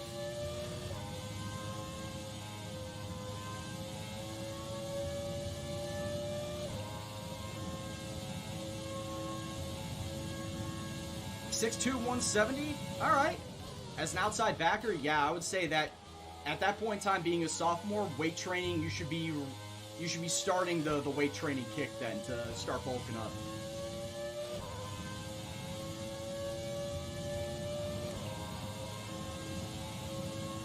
Don't go like stupid hard on it. But sophomore year, yeah, that's about when you should start like seriously thinking about weight training if you're going to be at that position.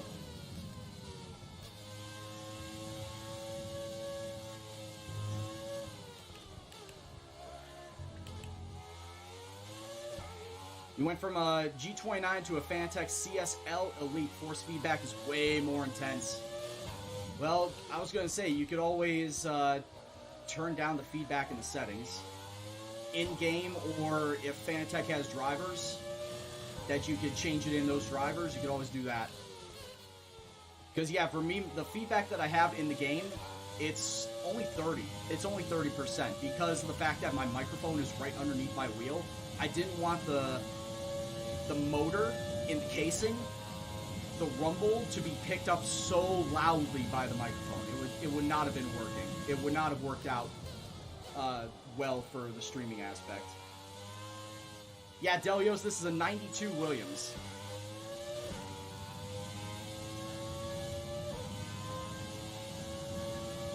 I don't know if or when I'll ever get a Fanatec. Like I said, right now the Logitech G29 is working out well enough for me, so I'm just going to stick with this.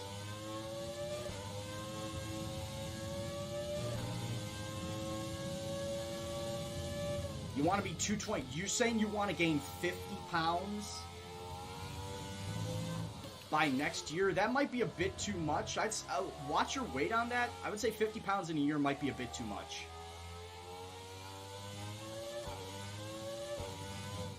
Like, if you want to try and get to 200, yeah. I could see that and being healthy with it. But any more than that in a year, and I'd say that'd be a little bit on the unhealthy side. Just watch your working out, watch what you eat, watch your weight. Because you don't want to put too much extra strain and stress on your body in too short a time.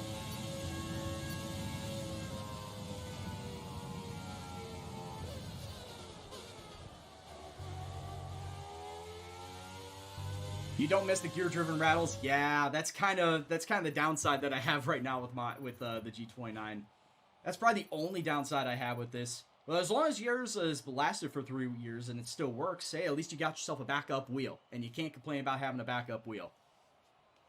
Yeah, it's like you said, you said you're 170 right now and you want to go to 220 by next year. That's 50 pounds in a year is too much. is too much, dude. Like I said, just watch your weight, watch your working out. Get on a good routine, yes, but don't overdo it to put extra strain on your body, because especially at your age, it will not help you in the long run. If you do anything bad to your body, like to your muscles, to your tendons, to your joints right now, it's gonna fuck you up for the rest of your life. Yes, you can get surgery for that, but it still will stick with you for the rest of your life. Like I said, I've got knees of the 60-year-old right now because I was used to play alignment, offensive and defensive. I had a partial tear of my MCL my senior year, and then I blew out my knee doing Sunday League softball like 3 or 4 years later. It sticks with you. I got surgery for it the first time. The second time I couldn't. It wasn't bad. It wasn't that bad. It regenerated itself, but it still sticks with you. So all I'm just saying is just be careful with it. I admire what you're going to do, what you want to do, but just be careful. First and foremost, be careful.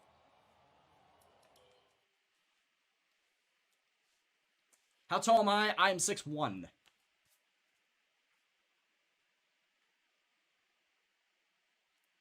And like I said, my heaviest I was 270. And now I'm 211. Where am I from? Chicago. Chicago area now. I'm not in the city anymore. I'm out in the suburbs.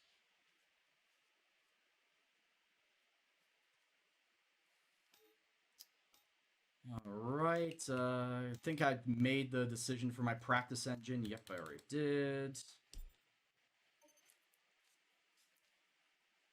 You broke your leg as a high school quarterback. Well, breaking a leg just sucks in general. Fortunately, the only thing that I've ever broken was my wrist, and that was when I was skateboarding in junior high. I was bombing down a hill after I was leaving the skate park. Skate park was up a hill, and then they built it into the side of the hill. So I was bombing down the sidewalk that was leading up to the hill, up to the skate park, and then this little pebble just jumped out in front of me and caught my trucks. Stopped my skateboard dead, and I went flying. Caught it with my wrist, rolled, got up, and my wrist was like, oh, I think I need to go to the hospital. So yeah, I broke my wrist, and that's the only major break that I've ever had. Yeah, there's no politics on the channel. I try to keep it as wholesome and apolitical as much as I possibly can. You're from Spain? That's fair. No worries, but like I said, I just try to keep it as apolitical as possible. Vlad's from Kansas City. Oh man, I need to go back to Kansas City. I went once for a Chicago Fire Sporting KC game, and one of my acquaintances that lives out there now holed me up. I did not get a chance to try authentic Kansas City barbecue, and that has driven me to go back to Kansas City. To go and get fucking authentic Kansas City barbecue. And I've heard from one, not just from my guy that lives there, but from somebody else that has gone there in my group of friends, that apparently they thought the best barbecue came from a gas station or a truck stop. I don't remember the name of the gas station / truck stop, but they said that they had the best barbecue from that place. I can't remember the name of it. Oh, before we even get into that, I need to drop the difficulty down to 75. You broke your wrist snowboarding? I got frostbite when I was snowboarding once. When I was younger. Like, I stopped doing snowboarding once I got into high school. I just didn't care for it. Compared to skateboarding, I just didn't care for snowboarding. How long have I been streaming? Oof. On a regular basis or just in general? Because I got my first Twitch account back in 2013. I got this account in 2013. But I did not stream regularly on here until middle of 2016, and that's when I was doing Football Manager. And then I stopped that for about a good 7-8 months, then restarted this year doing racing games, iRacing, Project Cars, and now F1. I started this back up in April. But no, the first time I started streaming, the first stream I ever did was a Portal speed run. In fact, I love doing speed runs back in the day. But yeah, the first ever time I streamed was back in 2013. Alright, I see cloudiness for qualifying and practice. How bad is it? Please tell me there's not going to be a lot of rain. Ooh, ho, ho, ho. It does say that there is not going to be rain. Joe's Casey, that's the one. Okay. Like I said, they told me it was a gas station. I didn't know what the name of the gas station was. It was Joe's Casey. Gotcha. It is going to be fully cloudy the entire race weekend, qualifying and the race. I just gotta hope, cross my fingers, cross my toes, that none of those clouds turn into rain after practice.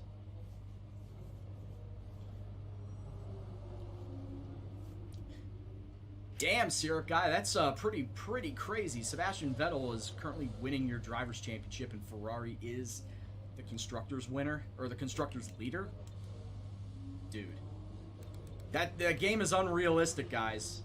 It's unrealistic. Yeah, but like I said, Vlad, I need to go back out there and try some authentic Kansas City barbecue, because that was the one thing I was kicking myself over when I left. That my buddy did not take me to get authentic Kansas City barbecue. We just grilled out in the parking lot. He's obviously the Sporting KC guy. I was the Chicago guy. I was sitting in the Sporting KC stands. The section. But it was all good fun. Unfortunately, the fire lost. But we had ourselves a good time.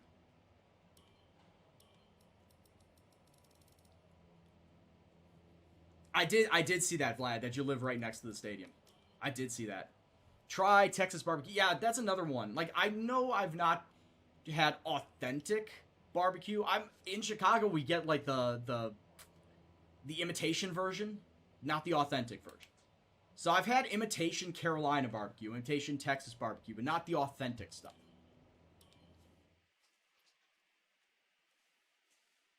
I haven't even gone someplace around here that has had imitation KC barbecue.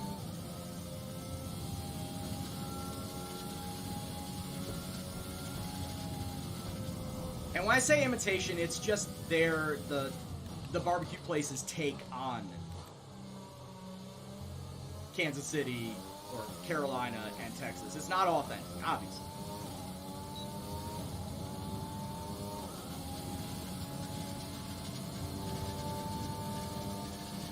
Oh, who's this dickhead coming out? Ricardo! You're in my line, you son of a bitch.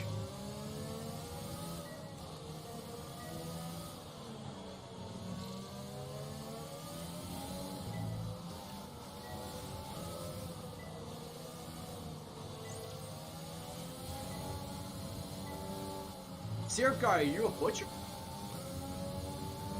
Do you work on a farm?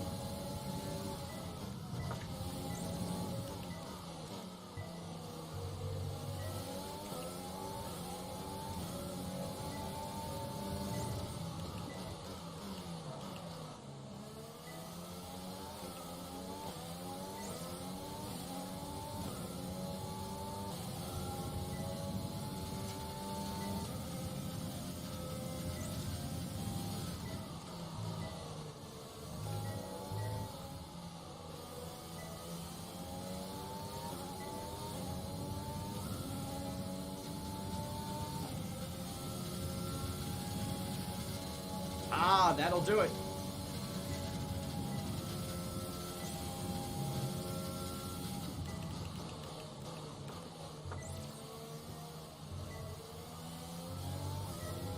You make sure you get your meat straight from the source by being the guy that actually goes and slaughters the cows. That's fair enough, dude.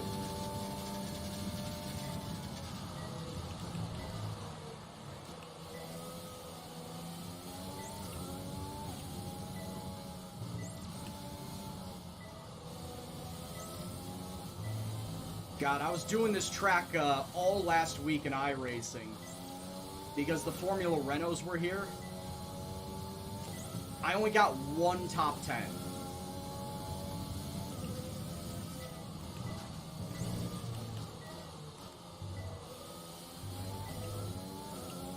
Pretty much every field I was in had about 20 to 25 cars in it.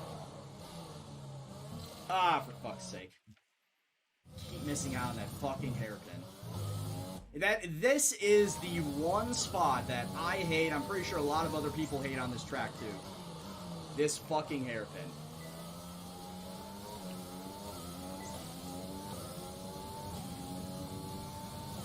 I'm sure I'm not the only one that hates that part of the track.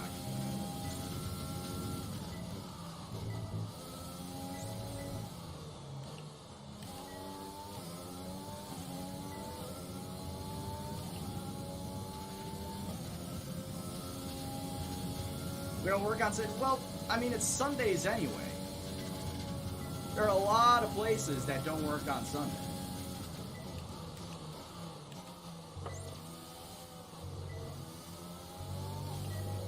So actually go out by DeKalb, my college town, where NIU is. A lot of the shops around DeKalb don't work on Monday. They work on Sundays, but they don't work on Mondays. You just don't haul cattle on Sunday? Okay. Alright, tire management. Whew.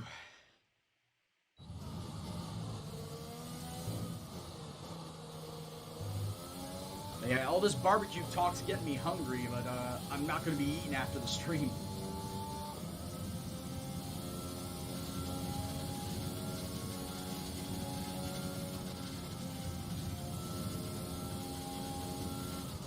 Got a couple of local barbecue joints around here. In fact, there's one place called The Q that has their own imitation sauces, like the Carolina vinegar sauce, Texas smoky barbecue, Kansas City's barbecue. Why can't I eat? Because it'd be too late. When I'm done streaming, it's going to be like 10 o'clock. I'm not eating at that point in time. Which is another thing that has preempted me of trying to get skinnier, is intermittent fasting. Eating within a certain time window during the day. Usually an 8-hour window. So say I wake up at 8 in the morning, I have breakfast then. Yeah, that makes sense. And then I eat like whatever small stuff throughout the day, like mixed nuts, raisins, small stuff like that, snacky stuff. And then have probably my dinner at 4:30, right before I start streaming. And then I don't eat anything after that.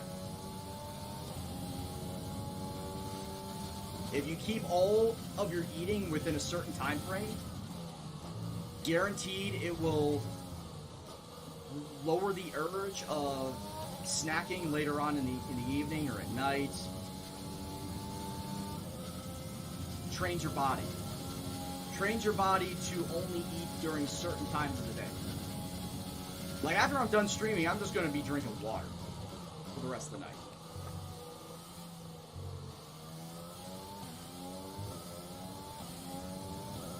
Which is another thing. Your body could be tricking Program you complete. into thinking it's hungry. If you're feeling like tired, sluggish, especially late at night, and it could be that you're dehydrated. It could be that it's because your body needs liquids, that it is giving you the signals that you might be hungry, when in fact you could just be thirsty. Which is another thing that could lead you to overeating, gaining weight that way, etc.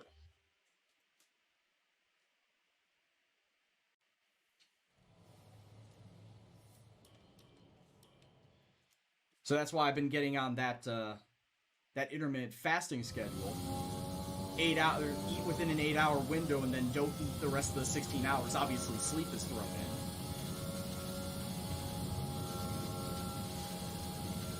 in. It's 3 a.m. Why are you up? I'm sleep eating. Who's eating a burger at 3 a.m.? Oh boy, 3 a.m. Thank you, Patrick.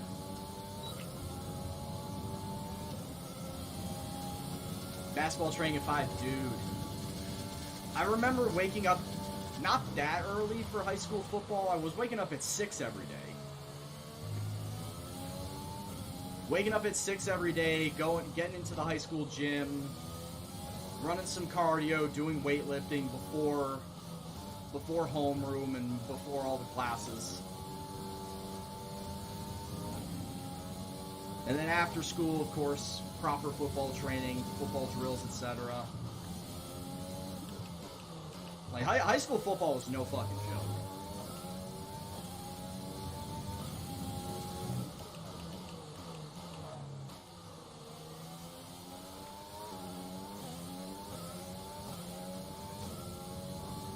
You fired your personal trainer when he told you no coffee. I still love me my coffee. No, absolutely. I still drink coffee. I don't drink a lot of soda, if any soda. Like, only in a social setting do I drink soda nowadays. Most every other time is either water, tea, juice. Gotta be careful with the juice, though, because there's a lot of sugar in some juices. And coffee. Because, yeah, I can't go without my coffee. I need my caffeine. That shit will stay with me.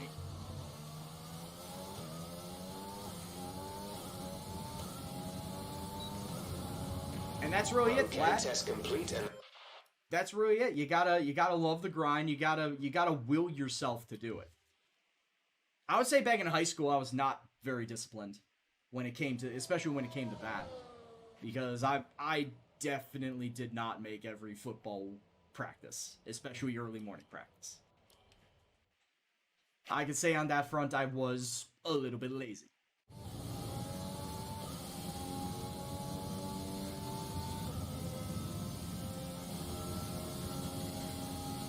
It's because I didn't push myself.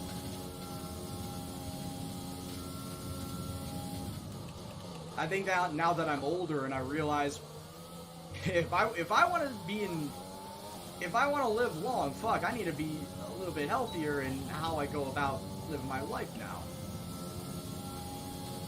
Hey, what's going on, Hops? Personal trainers are a waste of money. Yeah, I've never really had a personal trainer. I've just done my own thing, worked out with friends too, who have had personal trainers that, tell them to go by, such and such list of, especially weightlifting drills to do, weightlifting exercises. But yeah, I myself personally have never paid for a personal trainer. I've just done whatever.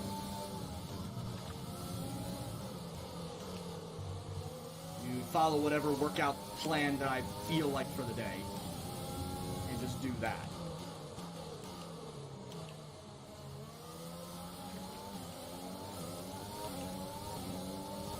Oh, Nick DeVries. Don't come outside, Nick. Don't do it.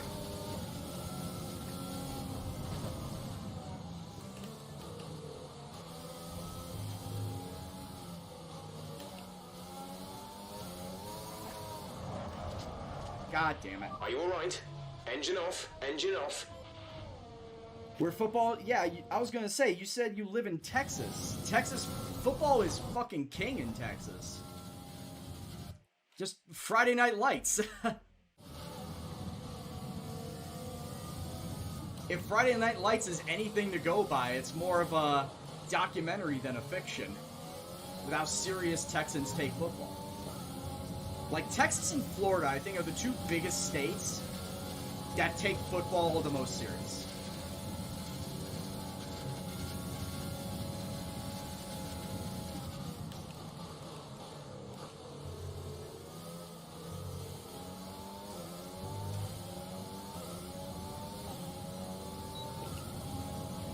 Program complete and a job well done.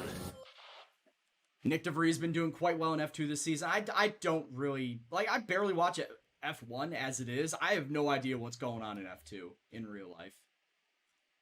Small town of about 3,000 people. Somewhere out in the sticks of Texas. Or a suburb to another town.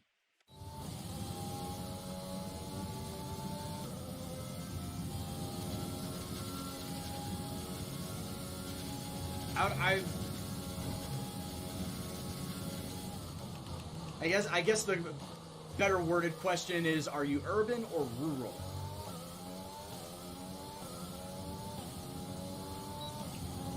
Because there are some suburbs of Chicago around here that are small, sparsely populated, but they're not that far away from the big city. They just have small borders.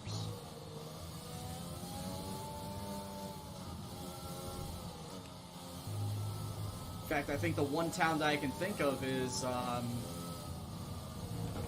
it's in the south suburbs. It's called Marionette Park. It's only a square mile. Actually, now that I think about it, there's Marionette Park, there's Hometown. Well, we're talking about small towns that they're just the borders of the town are small, but they are like directly bordering Chicago.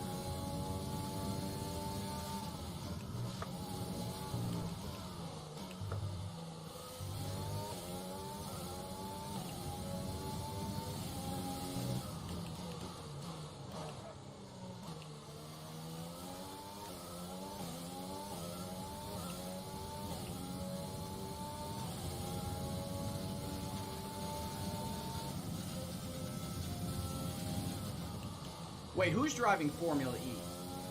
So someone's driving Formula 2 and Formula E? Is that what I'm hearing from you, little demon? Am I hearing that correctly?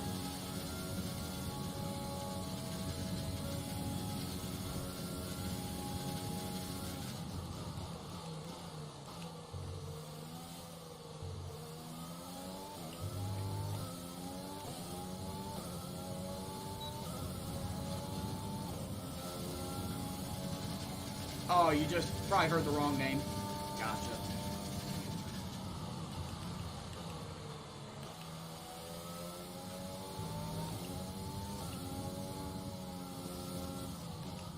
Alright, so the blue light filter just kicked in on my monitor in front of me, and it just turned everything in the gray sky to yellow, and I thought that there was going to be storms coming.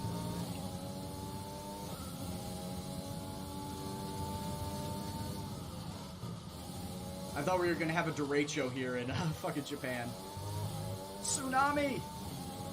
No, we don't need a tsunami for the Japanese Grand Prix.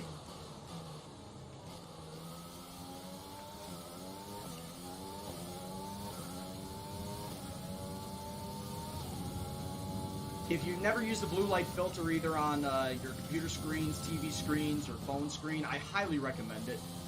It definitely cuts down on the amount of glare and blinding ass light that pops out at you, especially in the nighttime. You could set it to only turn on when the sun is down.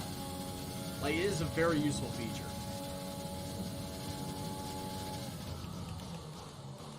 Which is what I have for my phone and for this monitor right here. AF was qualified in 4th and ended in 4th. Albon finished in 3rd place.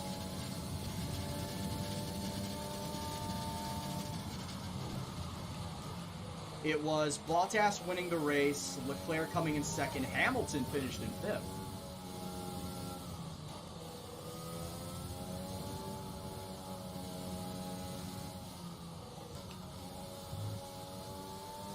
But I was so hyped going into the Russian race, honestly. I thought for sure I would have gotten pole and would have gotten the win.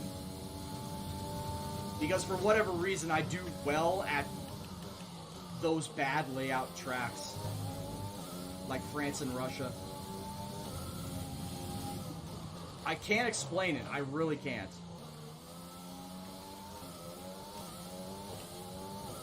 Japan's your worst circuit. I like this track. I've driven it for over a decade thanks to Forza.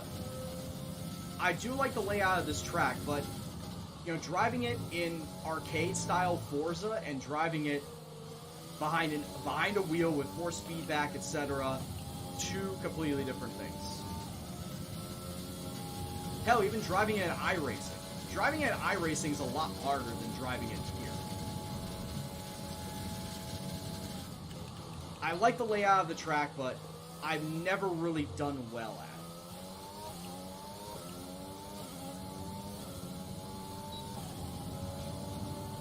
Which, as I may mention beforehand, it's like it was the complete opposite of Russia, where I don't like the layout of the track, but I do well at it. Are you all in Discord? In a Discord? I mean, I'm not. I'm not on Discord right now. Why? What is important? What do you need to say, Nikki? What do you need to explain?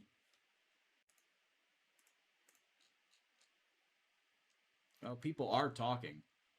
People are talking in other Discords too, for me. So I should probably need to get on that soon. Whatever. Are they on our Discord? No. If you are not on my Discord, you can always go and click on the invite link down below. Or type in !Discord, which will give you the invite link in the chat. Talk about anything and everything there, of course, if you want to. Banter about F1, both the game and in real life. You want to talk about regular sport, you want to talk about anime, movies, music, food, wrestling. We got you covered. We always love having newbies stop on by.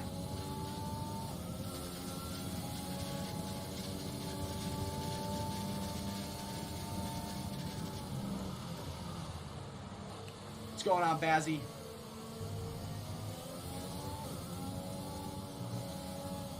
Bazzy, obviously you missed the Russia race, qualified in 4th and finished in 4th.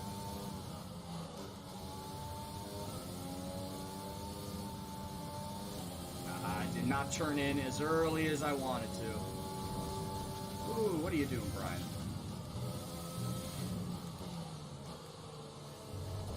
Oh, what are you doing, Brian?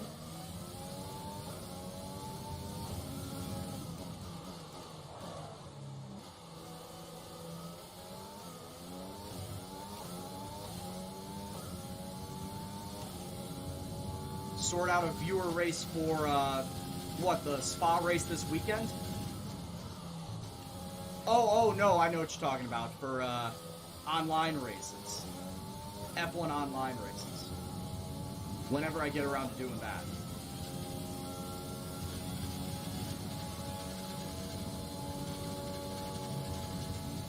Foot down, foot through it.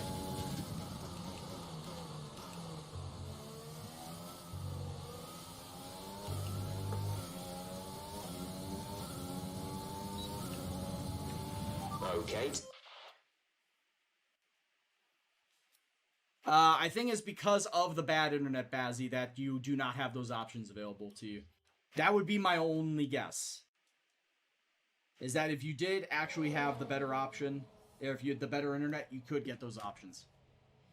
Okay, we have done officially all the practice programs. We don't need to do anything else. So let's move on to qualifying here at Suzuka International Speedway. The session has drawn to a close, so let's review our top three. O'Brien, Ocon... And there's that sweet, sweet sponsor money. Fastest lap time in a session.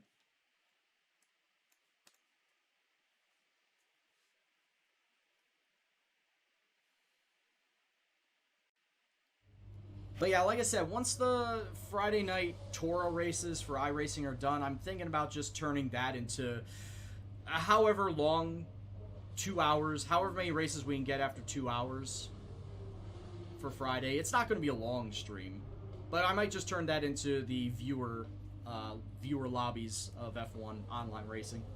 Ooh, excuse me.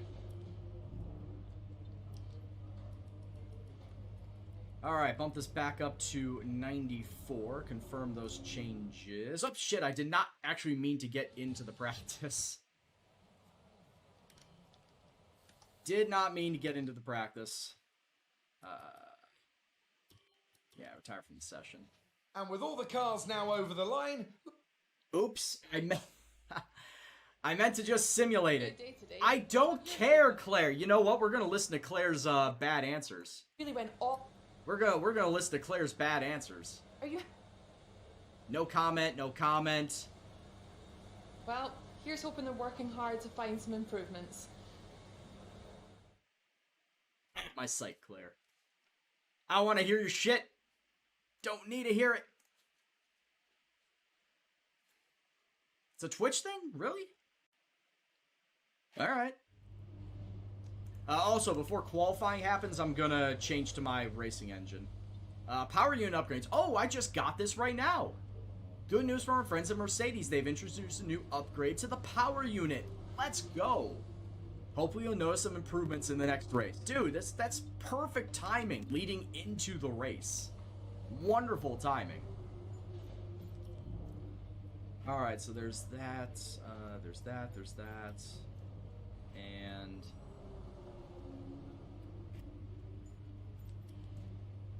Alright, so that is going to be our new power unit, and I'm trying to think, is there anything that I would have to worry about going forward? I think I might be fine. I think I might be fine. Also, your pending component changes will be confirmed if you choose to simulate a session, which will incur a grid penalty. Oh yeah, that's right, the gearbox. The gearbox change. Yeah, like I said, I'm fine with the gearbox change. I am 100% fine with the gearbox change.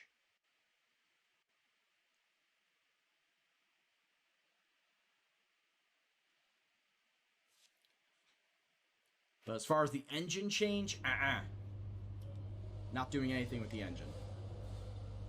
Alright, as far as weather goes, it is still cloudy as hell for qualifying and the race. Yeah, I just want to make sure I have everything as far as the engine fitted.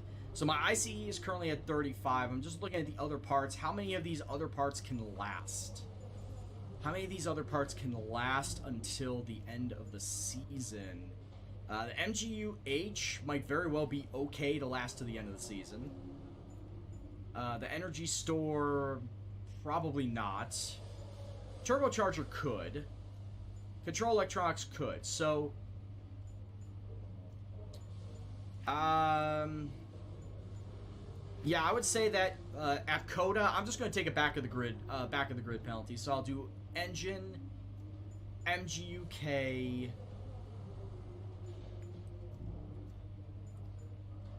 engine, MGUK, energy store, and hell, I'd probably say a new turbocharger too. So, yeah, we'll just take 4 new components, and that will be officially the last bits of the engine that I'm going to need to upgrade. Because, like I said, I'll just take back of the grid penalty at Coda.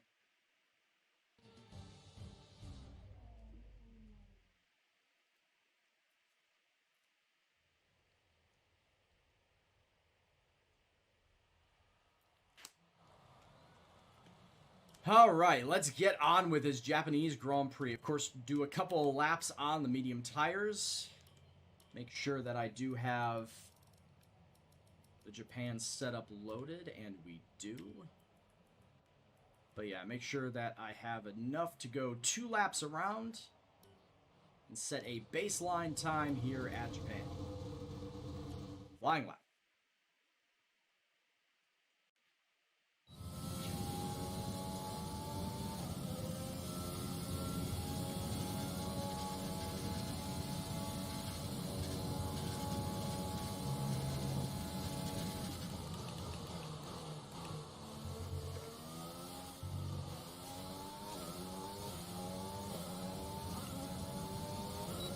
Casio Triangle not being all that bad anymore. Feel like I can get around it pretty well. Yeah, but that is a Twitch thing, then I am sorry that I can't do anything to it. Oh shit.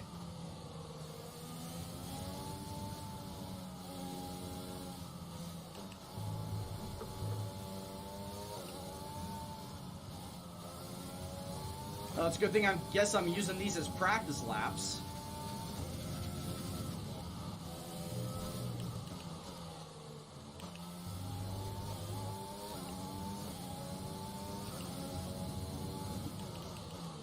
Get some extra time to run around this track.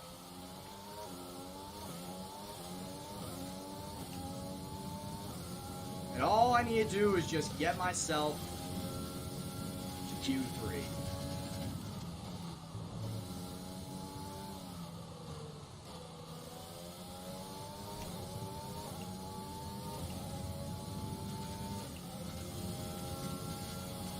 football, baseball, basketball, hockey, association football.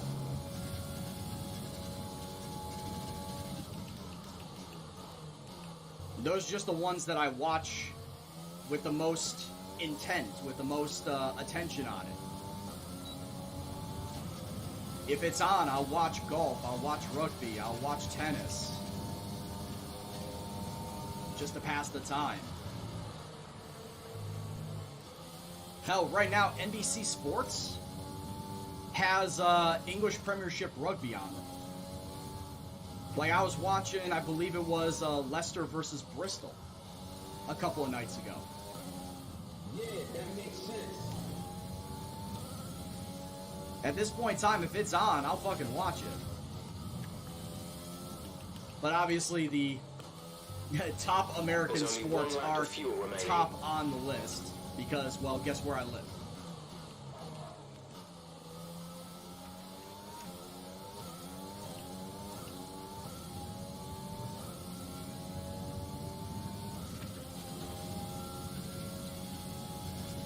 I don't know, because I never really got to Season 6. So thank you very much for the follows. I'll get to you in just a second. I never got to Season 6, RM. Lee926, thank you very much for the follow, as well as Absum15.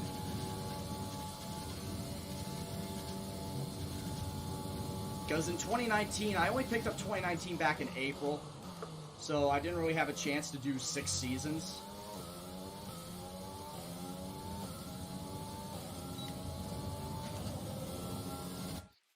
I did 3 seasons. My initial season was with Alfa Romeo, and then I moved to Ferrari for the last 2. Then I started a brand new season, a brand new career mode with McLaren for 2 seasons, and that led me up to the launch of 2020. So I did not get past 3 seasons in 2019. Am I enjoying 2020 more? I love it. In fact, like I said, my team career mode, I've said this before, this specific mode was what drew me to pre-ordering this game because it has elements of Motorsport Manager into it. So you're managing your own team, your drivers, your sponsors, building your car out, etc. I like that. I love that mode, or I love that game in Motorsport Manager, and I love that they added it in as an actual mode in F1 2020. As far as do I like it better than 2019, it did take a little bit in terms of getting used to the drivability of the car, because it felt a little like driving a boat between 19 and 20. 19 felt a little bit easier with the handling compared to this year's. But it took me a little getting used to it. I've gotten used to it. I like it now. I like the driving. I like the Zandvoort track. I've driven it in iRacing before, so I knew the layout, but the slidey GT cars just didn't really do it for me. With the grippy F1 cars, I absolutely enjoy it. I love driving around Zandvoort. I can't really say I like driving Hanoi, the Vietnam circuit, too much. Can't really say I like it. But I do like driving Zandvoort. So yeah, overall I like this game. And don't talk to me about online. I don't really play online mode. So between last year and this year, it doesn't really feel like that's changed all that much, but I don't really play online. Everyone with max cars is getting boring. Yeah, that's the thing, RM. I feel like once I max my car out and win a driver's championship, I've just killed the season. I'll kill the career, and then I'll start a brand new career. In fact, what I'm planning on doing after my team career is I'm going to do my driver career at Williams and do a Williams last to first, or just last to not last challenge. But that'll be after I've won the driver's championship in this career. All right, so technically I am in the cutoff line for Q2, but obviously I'm on medium tires. Everybody's going to get faster than me, so I do need to put up a faster time. I know for certain I'm going to have to put up a faster time.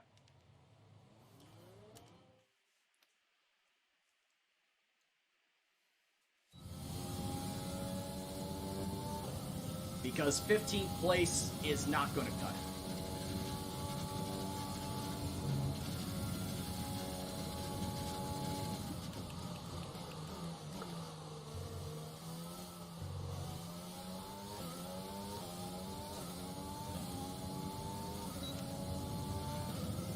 Place, I know I'm going to get the boot from.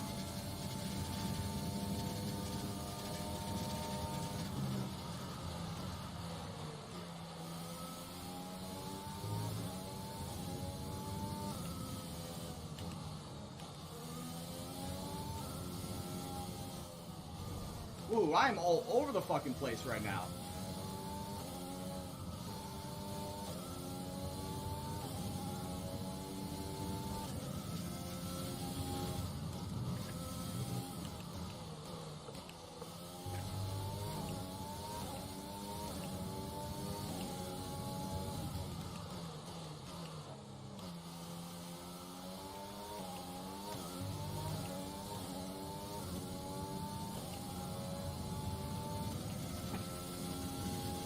Jamie, that's a very vague question.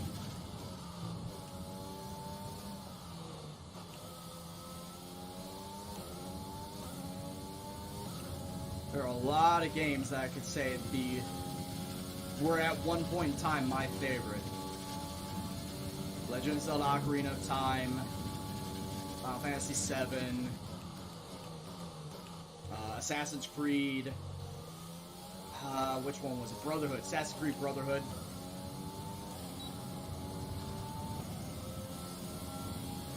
What's going on, Escobar? I really did not have a good qualifying run.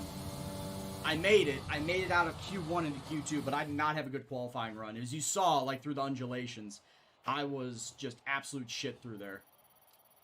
Ah, bienvenue, Escobar. ¿Cómo se va? Welcome to the stream. Bienvenue à la stream. Alright, but at least I made it out of Q1 into Q2. That was all I cared about. Legitimately, that was all I cared about, was to make it out of Q1.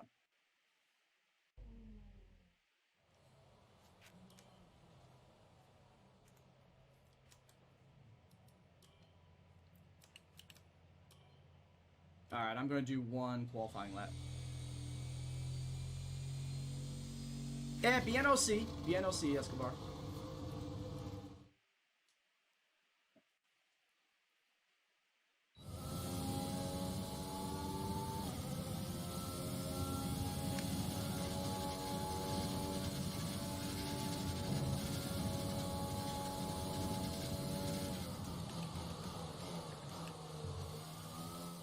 Like I said, while I like this track, it really is one of those that I need to learn to drive better. Hey, Smithy, what's going on, dude?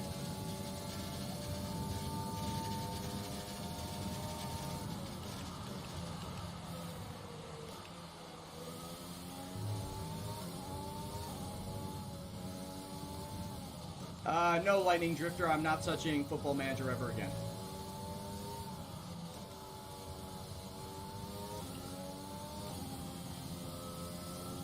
Yeah, like I said, these undulations, I need to drive them better.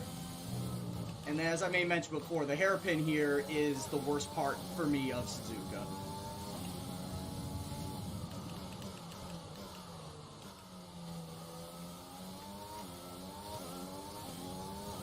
But either way, Lightning Driven, thanks for stopping by the stream again, man. It has been a while. Yeah, like, I'm sure the last time that you came by was when I was still doing Gendo United.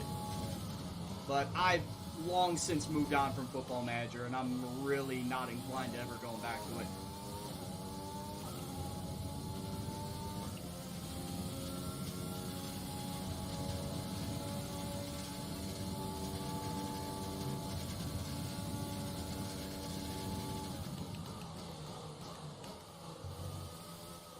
Yeah, it just got to the point where I just wasn't having fun with it, and I don't think that me going back to it will really spark any more joy. You know, like that one lady on Netflix series, does this spark joy? Does it not spark joy? Football Manager for me just did not spark joy anymore, so it just went in the bin. I can't really say that I've ever wanted to go back to Football Manager since I stopped playing it, and I've found other things to supplant my time Press with. and hold the radio button to activate the system, and you can either speak the command or select it manually from the radio screen that will appear on the multifunction I know you're display. not, Lightning Drifter, I While know the you're radio not is the active, only one that has said that they're sad that I'm not going back to FM, but it's my decision. I just don't want to go back.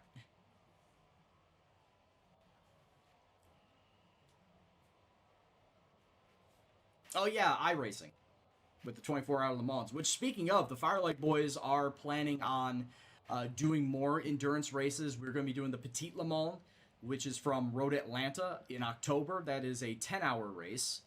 And we do have our big plans of doing the 24 Hours of Daytona in January. We do want to go ahead and do the 24 Hours of Daytona. That is the one endurance race that the Firelight Boys, Firelight Motorsports, have wanted to do since they started the group up. Is to do 24 Daytona. So that is what we're going to be planning on as far as endurance race goes in the future. And yes, I will be streaming all of those. Where are we at right now? So I need to be 7/10 faster. If I want to get into Q3, I need to be 7/10 faster than what I am right now. Realistically, to be safe, I should be a full second faster if I want to be safe into Q3.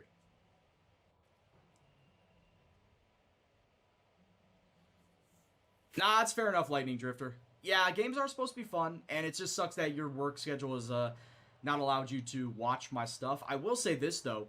You can always catch my VODs on Twitch, and when they go away, I am uploading the previous VODs of this series to my newly started Gendo 66 YouTube channel, which is going to host all of this career mode, the Williams career mode, and any other racing career modes that'll go down the line.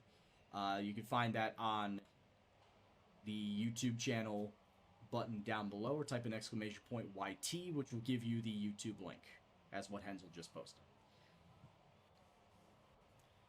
They are the full streams in their entirety, so like I said, it is better to watch the VOD. It is obviously better to watch it live, but if you can't make the VOD, if you can't make it live, they will be on that YouTube channel.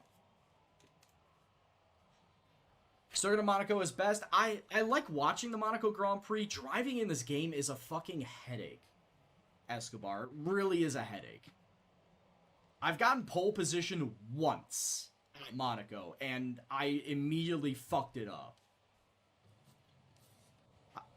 I immediately fucked it up and dropped down to 11th. And finished 11th, I should say.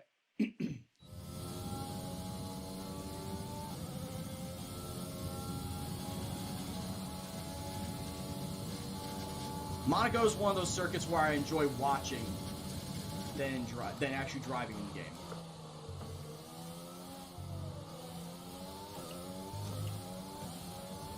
I'm so glad they removed the bump out of the Casio triangle. It was so fucking annoying. Just 30 seconds left in the session.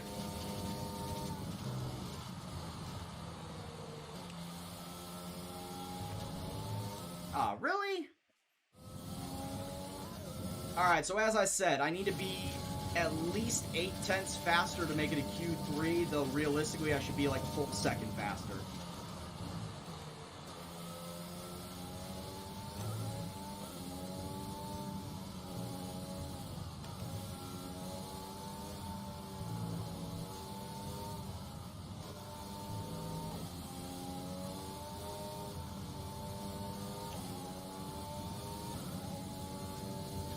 Full second faster if I want to be safe.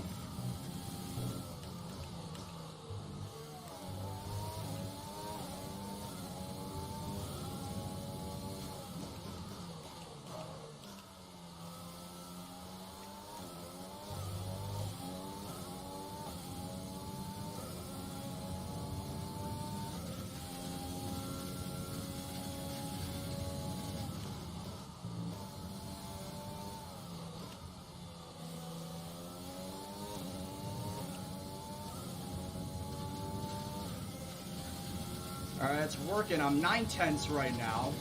I should get a good run out of the Casio triangle. That's my hope.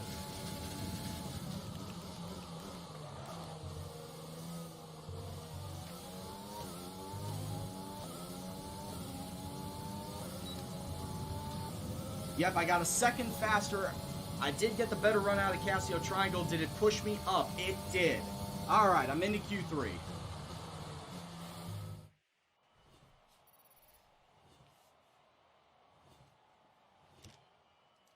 Alexander Albon also in Q3. Who did not make it? Lando Norris, Sebastian Vettel did not make Q3. He is sitting in 12th place. Ocon, Correa, Danny Rick Danny Rick down there in 15th, man. What happened? What happened? Pierre Gasly of AlphaTauri sitting up here in 6th. He's made it to Q3. Both Racing Points made it. Yeah, what happened? How did I start streaming? Like I said, I started streaming back in 2013, but it wasn't really on a serious full-time basis. I was just doing whatever, whenever at the time. I didn't get more serious until I streamed Football Manager, or I started YouTube Football Manager, and then I transitioned into streaming as well and worked in conjunction with it. Really, it was the questions that I asked Dr. Benji. Dr. Benji, Work the Space, and Evolving Mick. Those are 3 guys that got me and pushed me into doing the YouTube and the streaming bit. And really, the one thing that Ben said to me was, if you want to start streaming, do it. Start. The only way you can get better is to do it and learn from your mistakes. Obviously, the asking the questions bit is good as well, like going to other streams and figuring out what you should be doing, what you could be doing to get better is also a plus, like what you're doing right now. That's also a plus too. And I would say, like I said before, learn from your mistakes, learn ways that you are going about streaming that you could then improve upon. You don't have to have a camera. Like I had a very shitty webcam at the very start of my streaming. Like it was an old Logitech piece of shit. I can say that at the time because it really was bottom of the barrel Logitech. Not like the webcams I have now, like not the C90s. It was a bottom of the barrel Logitech piece of shit. So I would say that don't worry about getting a camera. Worry about getting a microphone so you can interact with your chat. Because that's another thing that you should do when you're streaming too. If you're starting out, have a conversation. Even if you're speaking into the void. Have a conversation, have some like topical pieces of like what's going on in your streams, like why you're doing certain things in the game, so that if anybody comes into your streams, they're not seeing or hearing nothing and seeing somebody like be a bump on the log and not being engaging and interacting. They want somebody that is interacting so that they can themselves can interact back. So that they themselves can think, this guy is interesting. I want to be a part of this. I want to stick around and see what's going on further. How he is going to tackle this challenge or whatever they're going on in whatever game they're doing. And also have a conversation with them. That was a big thing too. That was another big thing that Ben said. Is that you need to be engaging. Because that will draw people in. For me, myself, I don't think I touched double digits till, God, I started in 2013. I don't think I touched double digits until 2017. It really is a slow process. And that's another thing, don't look at the numbers. Absolutely do not look at the numbers. Focus on yourself, focus on your gameplay, focus on getting better. The numbers will come in time. If you focus solely on the numbers, you're only looking at the small picture. You're not looking at the bigger picture. So I hope that bit of advice, those bit of advice can help you or anybody else that wants to get into streaming. That's kind of like the basics. A very general, basic overview of what you should do at the start of streaming. And I hope that you can take that to heart. If you do, in fact, want to get into streaming, if you have any other questions, of course, you can always ask me. There's other people you can ask. Get various bits of advice on how to improve yourself and how to improve your streaming. And I wish you luck, of course. I wish everybody luck in their streaming quest if they choose to go down that route. Dude, Jack is great. Like, Ben, Jack, Mick, all of them. Amazing. Well, Mick doesn't do YouTube or stream anymore, but still. Fact of the matter remains, he was good. And Ben and Jack right now, fucking top of their game. Zealand. Here's the thing. Okay, I'm just going to put this out right now. I did not think that any American could pull Football Manager off and make it work for them. Because up to 2018, early 2019, I have to say, I was the biggest American football manager. No joke, not even tooting my own horn. I was legit the biggest American football manager out there. And on a good day, I was only pulling in 50 guys, 50 viewers. Zealand has gone above and beyond the Call of Duty to take the American doing football manager streams and making them a spectacle and making them must-watch Twitch. I gotta say, he has done a superb job on the development front of making football manager for an American watch. I gotta give him props to that. He has definitely taken over that mantle as best American football manager streamer far and away. And I give him props to that. I remember when he was starting out too, when he was Big Daddy Ham before he switched to Zealand. I would rate him a couple of times every now and then. So it is great to see how far he has come and how much he has grown over the years. Seriously, if you want to watch somebody that is also, he's also very UK friendly with his hours too, which I guess maybe that was one thing that held me back, because I always did my streaming after work at this time when a lot of you people over in the UK are sleeping.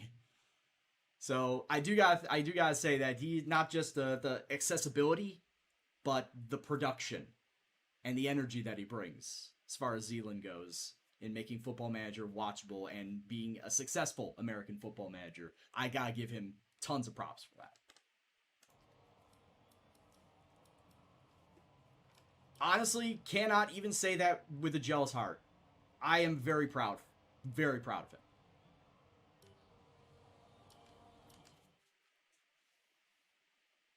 Because I thought that an American doing well on a streaming front Football Manager was a pipe dream.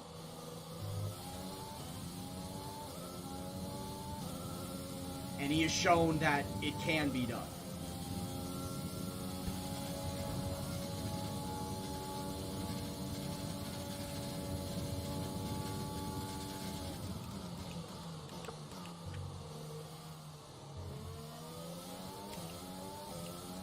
Yeah, of course Football Manager has its problems too, Arch. I'm not denying that.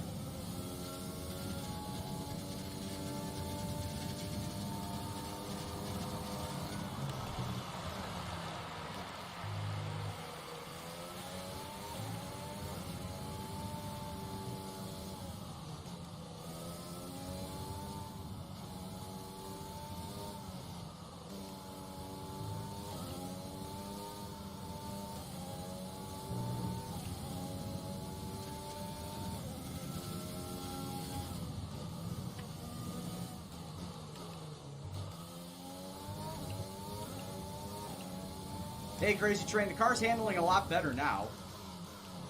And I'm not even talking about because of the upgrades that I have put onto the car. Even going back and doing, like, my driver career back with Haas, I'm getting better at at handling the vehicle. So it just takes some time it took some time to get used to driving the car that handles like a boat. But now that I'm used to handling said boat, it's not that bad. Also, thanks for stopping by the stream, Crazy Train. Hope you're doing well.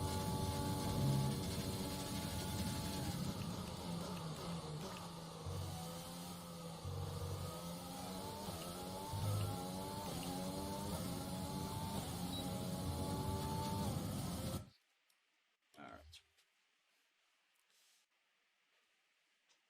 Today was a good day.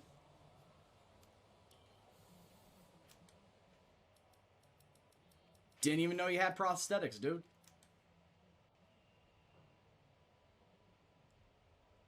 Did not even know. Alright, so what do we got right here? Leclerc's in pole for now. Albon is second. As long as Albon can start top 3, I think he's got this race. Dude, I'm sorry to hear, but I hope that everything is going well for you with your new prosthetic.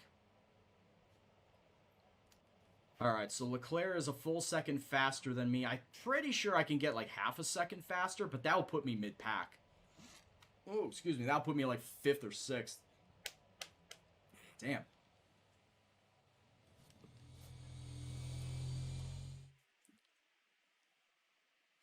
I can't imagine.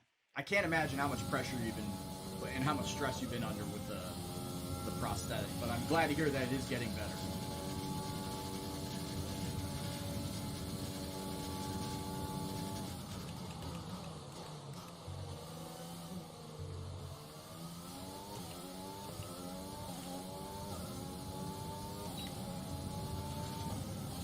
Alright, final qualifying run. This will determine where I start on the grid.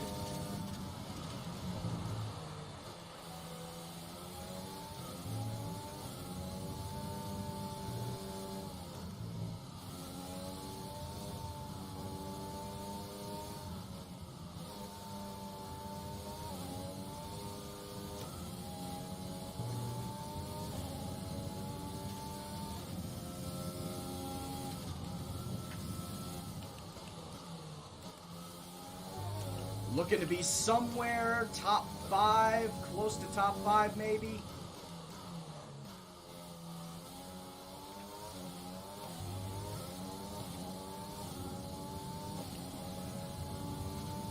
Six-tenths faster will probably put me top 5.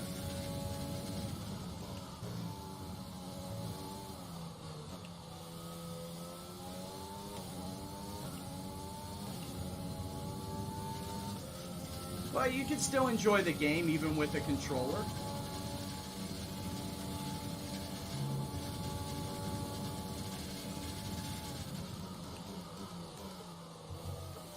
Yes, I understand it's not the same experience as wheel and pedal setup. Alright, where did that put me? I actually got to a second better. Where's that put me? Second! Ah, second! Jeff would have told me if I would have gotten pole. Jeff would have told me if I would have gotten pole, but second, man, I did not think I would have pushed up that high. Did not think I would have pushed up that high. Where did Albon start? We're all ready for tomorrow's yes, race, but before Gendo we lockout begin, up front. Let's have a quick look at those who will be fronting the grid. Albon, O'Brien, and Charles Leclerc. With It is a qualifying complete, Gendo all that lockout up remains is front. The main event will be live and uninterrupted for the Grand Prix tomorrow, so make sure you join us then. What happened here? Mercedes is dropped back a little bit. So Leclerc's in third. Stroll, Verstappen's your top 5. Bottas, Hamilton, Perez, Sainz, and Gasly round out your top 10. But it's a Gendo lockout up front. Amazing scenes, ladies and gentlemen. Absolutely amazing scenes. I still got a chance to win the driver's title. Are you serious? Are you sure about that? Alright, so it is a 27-lap race, and my strategy tells me that I should do 10 laps on soft tires and then 17 on the medium. Let me see if there's any changeover. No changeover. And what if I change this to hard? Would that be a better idea? No, it would not be a better idea. So, okay, so it would be soft, medium, and then starting on... let me... strategy.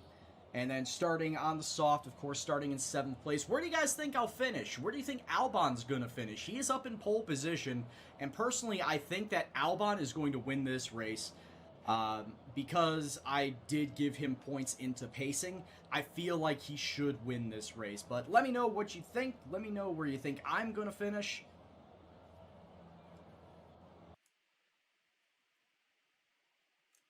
I would like to get a top 5.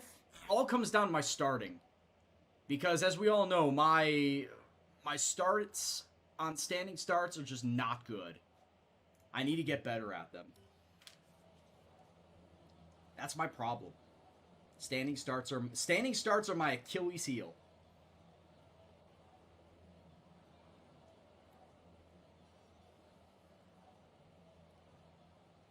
What's going on here?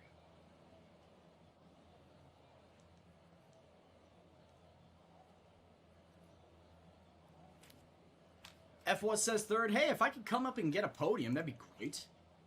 If I somehow get a podium at this, that'd be great. Alright, let's go start this race, boys. 27 laps. Turn 1 is going to be a clusterfuck.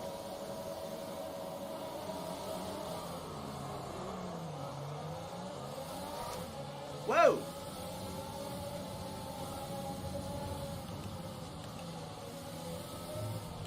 Turn 1 always is a clusterfuck in Japan, in Suzuka.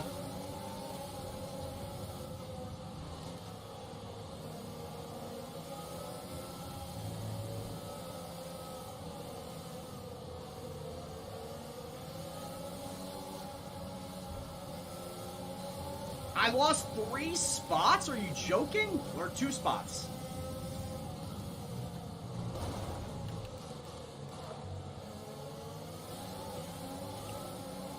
I lost 2 spots so far.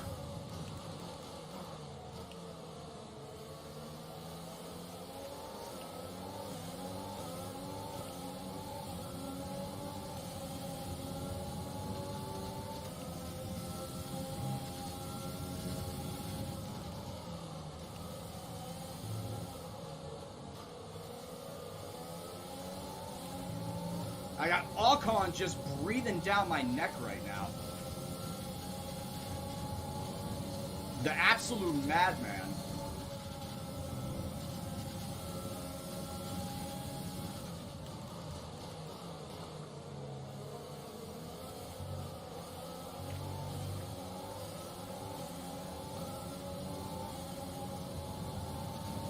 Alright, we survived 1 lap with no damage.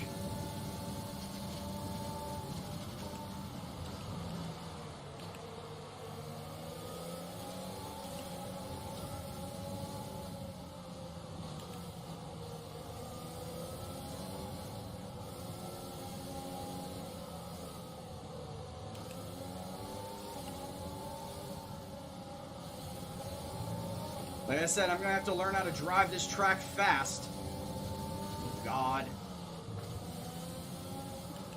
Alcon is really making me nervous right now.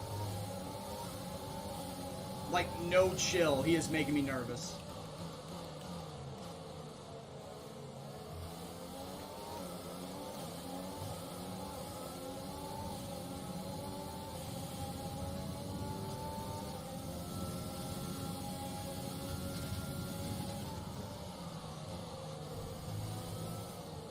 Going too fast into the spoon.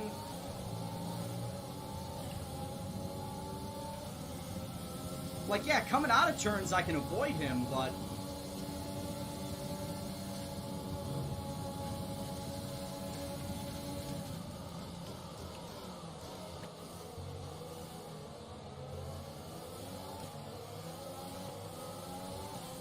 To be fair, Alcon makes everybody nervous. Well, good to know. DRS will be enabled this lap. You can use it when within 1 second of the car ahead and in the DRS zone.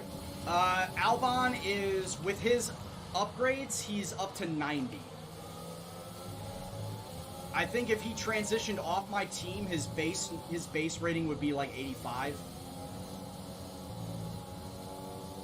But with the upgrades he gets from my personnel boost, it's up to a 90.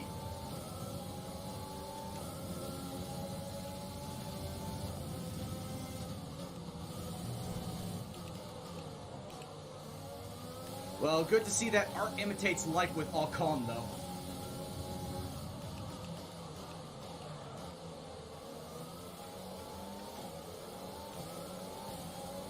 Dan says podium now. Oh, yeah, I'm not getting a podium.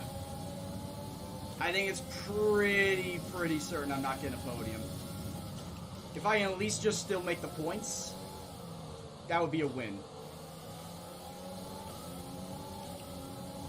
And if you're looking at the mini-map down the bottom left-hand corner, we are the dark red team. So, kind of the same dark red as Alpha, to be fair. That's not the way I meant to have our team colors.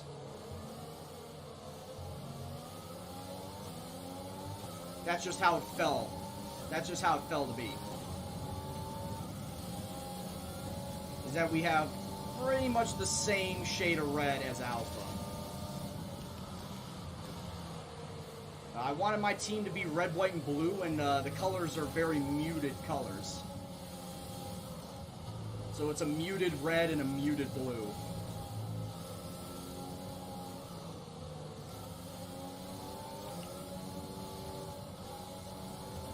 But yeah, with all the gear shifting that's taking place in this race right now, yeah, my previous gearbox would have died. I would have easily DNF'd in this race.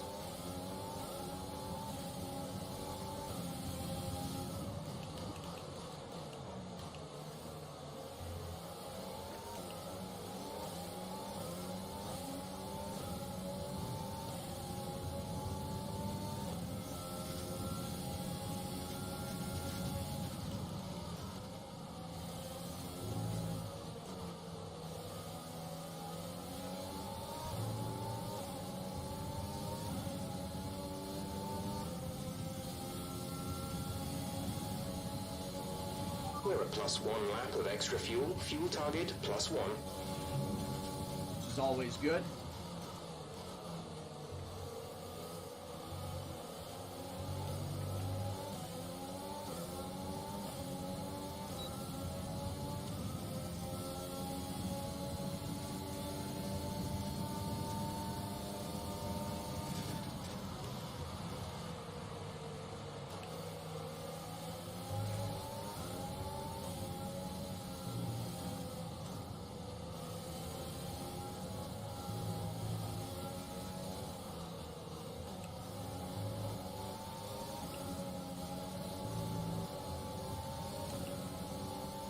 Still playing follow the leader back here.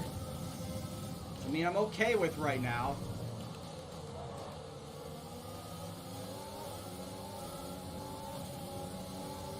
The last couple of races I've done at Japan, there's been a safety car in both of them.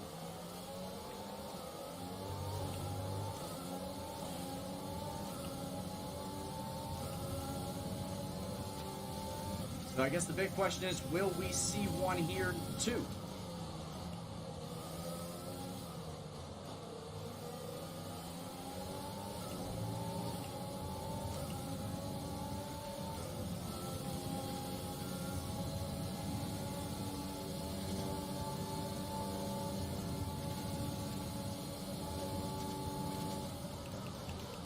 Oh, did not mean to send it.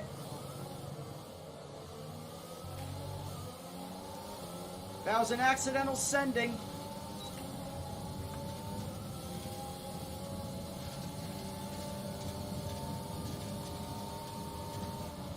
And admittedly, I did get a little tiny bit of front wing damage. I saw the front wing on my display turn a very light shade of yellow.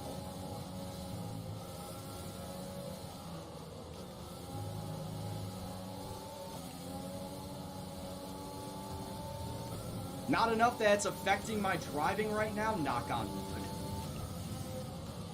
But it did get knocked. My favorite track in the F1 calendar, to watch or to drive?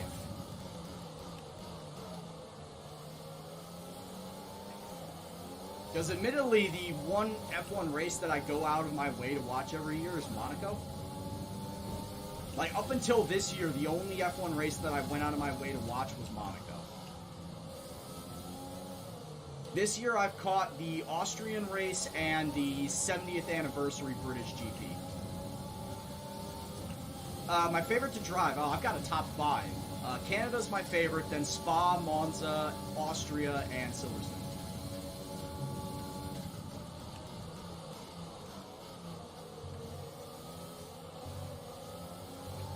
Honorable mentions going to Australia, Brazil, and the Netherlands.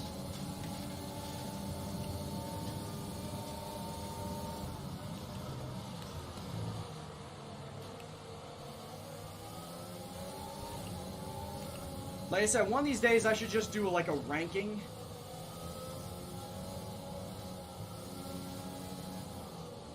Like put up a rank of all my tracks that I love and hate to drive.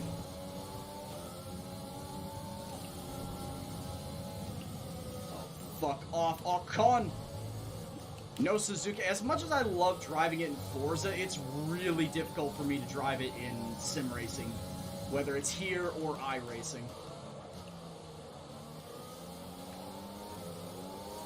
Yeah, tier list, I don't know why it blanked on me. I don't know why the word blanked on me there. I'm currently in the middle of trying to hold off Ocon behind me because he's being a little bit of a shithead. And also, to be fair, I'm being a bit of a shithead driving too.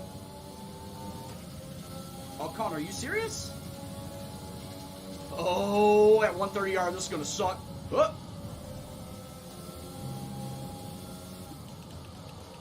I thought there was gonna be death at 130R. Woo-hoo-hoo.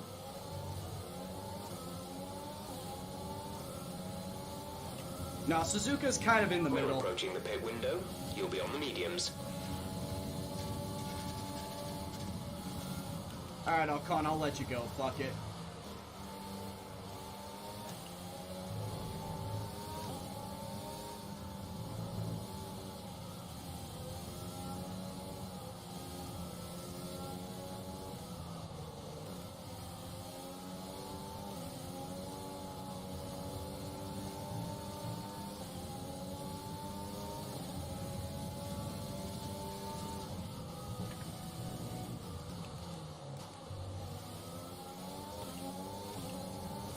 Damn, how did Norris get on me so fast?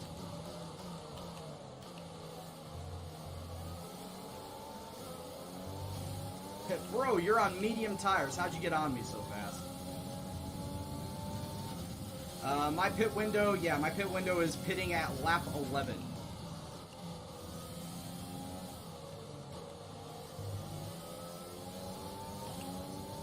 And with Albon so far ahead, we could both pit the same lap. We could both pit the same lap and it'll be fine. It's not like we're gonna double stack.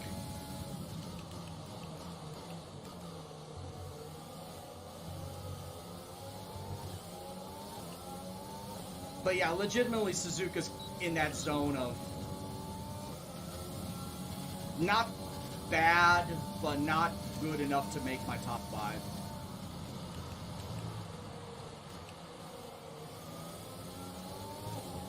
No issues with tyre wear for now. Keep taking care of them. And as I said before, I like the layout, I just need to drive it better.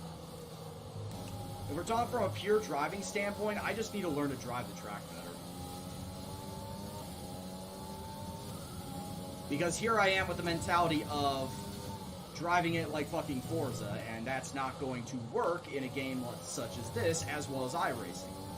You can't drive it like you're in fucking Forza. You drive it like you're in Forza, you're going to die.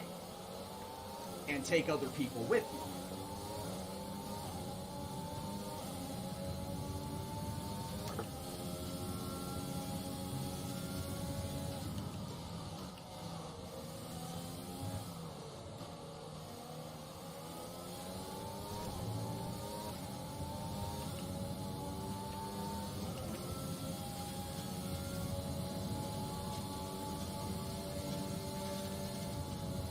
Oh, Albon's coming in the pit now. Alexander in the pits. I'm kind of surprised, but I guess he's going with the soft-hard strategy. That's the only reason why he's coming in now, is he's going on a soft-hard strategy. We're going to box this lap. Push hard on the in-lap. That is the whole reason why everybody's pitting now. It's a soft-hard strategy. I'm going soft-medium. Yes, hards have the durability. Softs or mediums have the speed.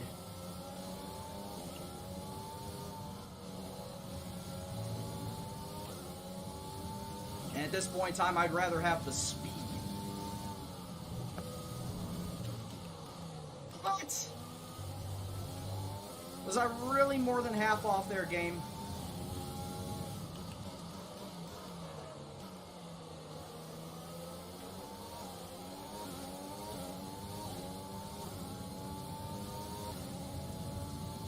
Alright, well, with going off there, that means I'm currently sitting on 2 warnings.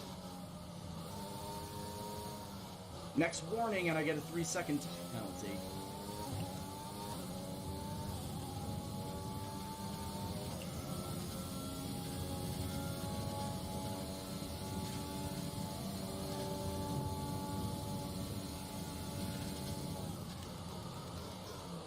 Kind of thinking about stretching it one more lap.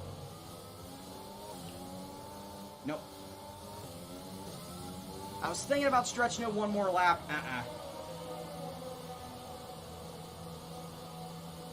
Not worth it, especially when everybody else around me is coming into pit.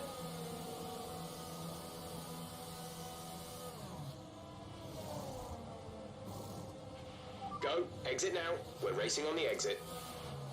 2.4 second pit stop. I'm exiting in 10th place. That was our last stop. No more scheduled pit stops. Hey, what's going on, Adam? Oh, God. Perez, what are you doing?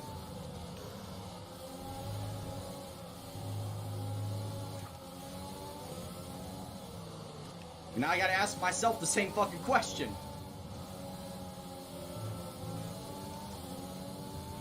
Green flag. I think I caused that caution. Safety car, safety car. Yep, I No caused that overtaking. caution. Reduce your pace.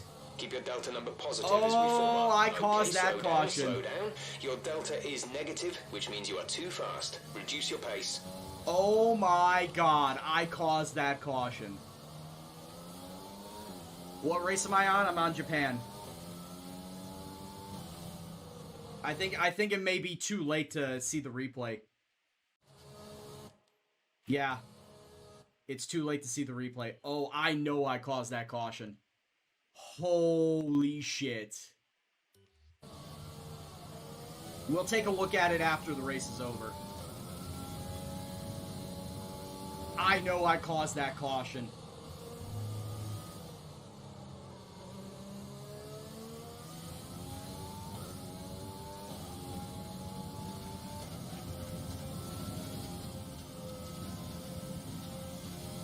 All because my tires were not heated up. My tires were still cold. Drop your speed. Our delta is too low and we risk a penalty. Slow your pace immediately.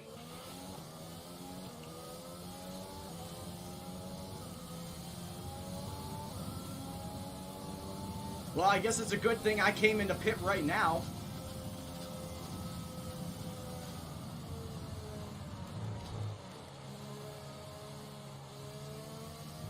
I saw a lot of other people behind me coming into pit. I think those that pit for the hard tires are going to get those replaced with mediums.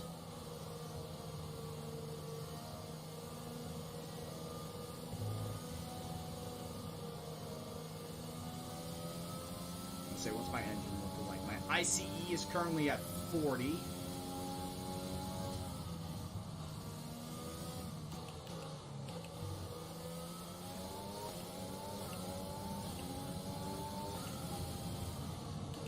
Oh! Return the position immediately or we will be penalized. There is no overtaking during the safety car period. Actually, I'm going to flash that back because I did not realize they were that close there.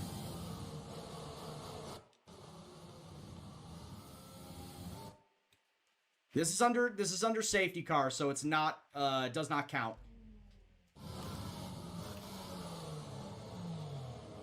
I only do career mode. I mean, for now, yeah. Right, pick up the pace a touch, please. We need to close to within 10 car lengths of the car ahead. I may mention before that I might, after my Friday Night League is done for iRacing, I might turn that into the viewers and friends lobby for online racing. But that'll only be on Fridays. That'll probably only be like a couple hours worth of racing. It's not gonna be very long. It's gonna be one day out of the week. That's kind of what I'm doing.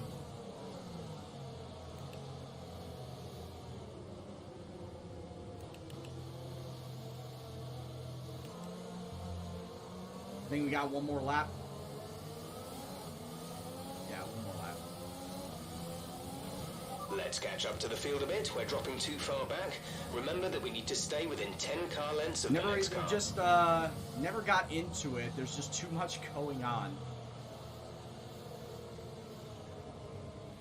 All right, well, ultimately, obviously, you want to be the best driver, and your team wants to be the best team.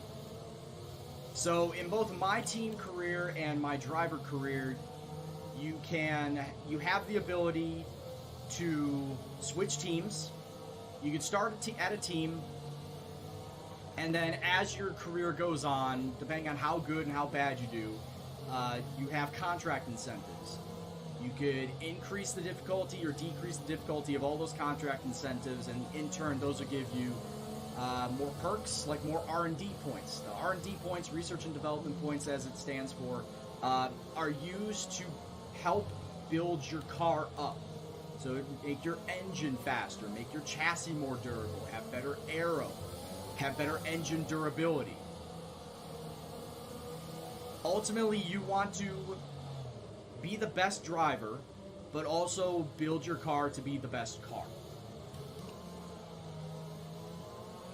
And in doing so, like I said, as far as getting the necessary assets to have that ability to make the best car, you've got to do practice programs. Hamilton, they seem to have an issue.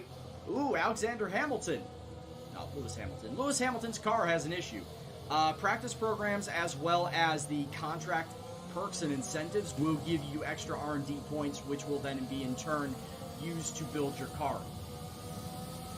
Okay, let's get ready to go racing again. The safety car is in this lap. When the field accelerates, remember, there is no overtaking until the green flags.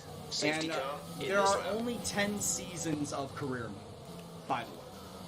So you have 10 seasons to get the chance to win the driver's title or constructor's title. Okay, clear. If you have any questions, of course, if you have any questions, don't be afraid to ask. It's been a philosophy of my streams for ages.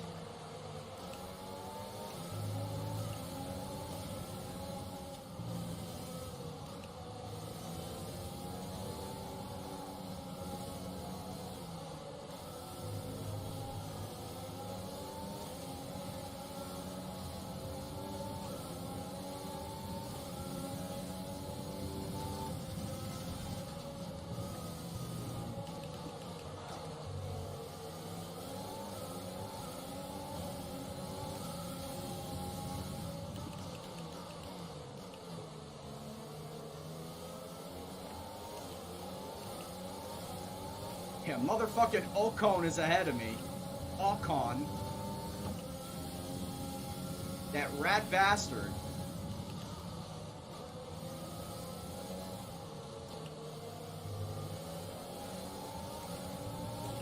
And Hamilton is slowing this entire pack up. I hate to say it.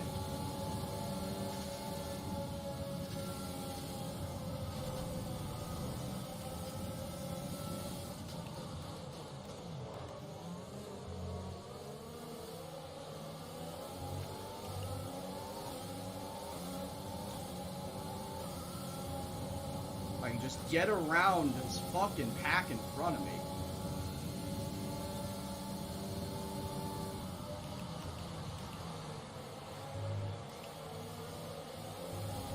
Hamilton got pushed wide by Ocon.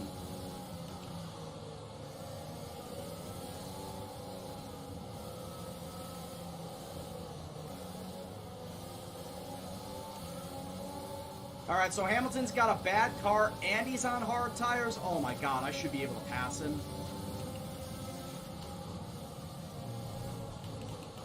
As I said before, I also do not like seeing... Oh, I can't pass him here.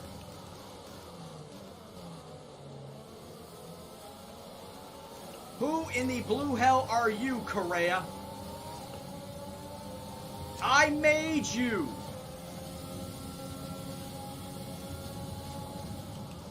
No other team would have taken you. You don't get to throw it back in my face.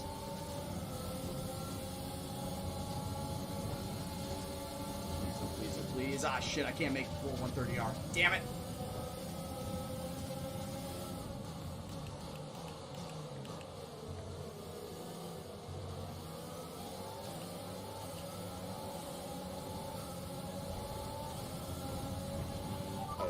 the stewards have now enabled DRS. DRS is now online.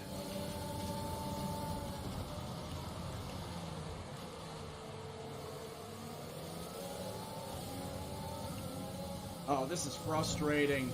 Oh, this is frustrating.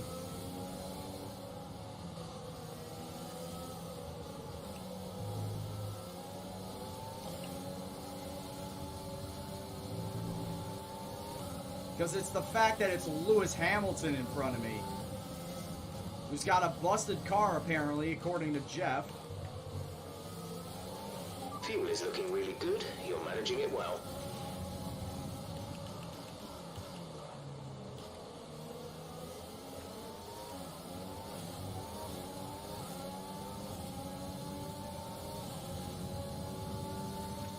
Yeah, Gambit, I did rush. I finished in 4th.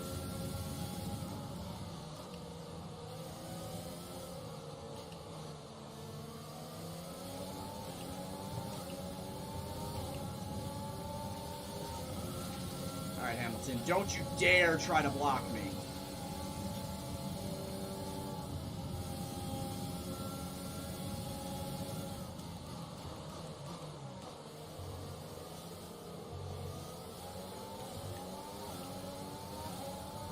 But yeah, Russia, I qualified 4th, finished in 4th. Got 11 laps left to go here at Suzuka International.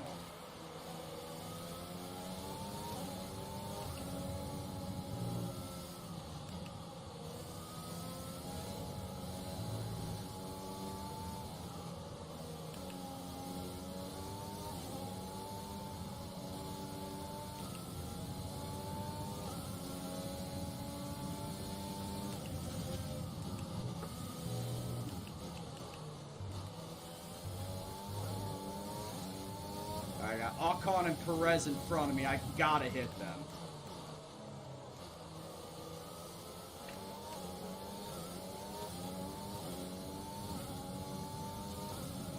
As I said before, I think the top 10, most of the top 10 took fucking hard tires. And I'm on mediums, like legit, I gotta catch up to these guys. It should not take 10 laps for me to catch these guys. Oh, sorry, Awesome, I didn't even see that. My engine supplier is Mercedes.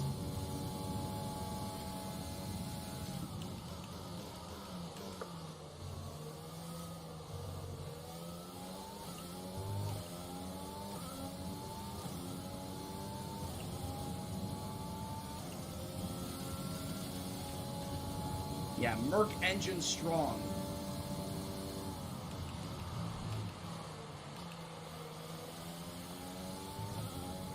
Yeah, I was just concentrating on the race.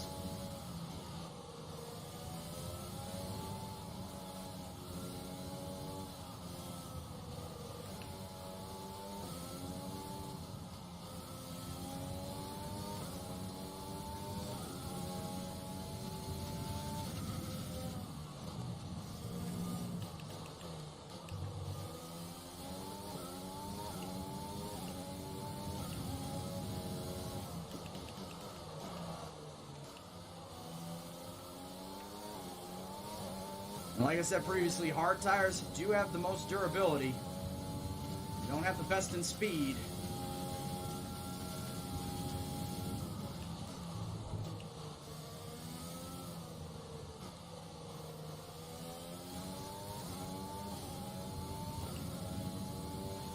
Try and catch these slow tire guys somewhere down the line.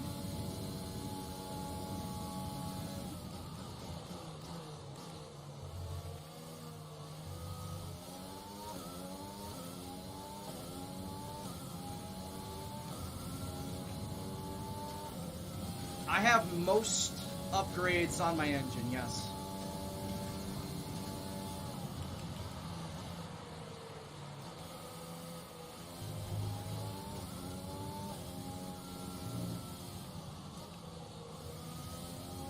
When all else fails, it's my driving. Like, I'm just going to throw my hands up in the air and say I just did not drive this course as well as I should have.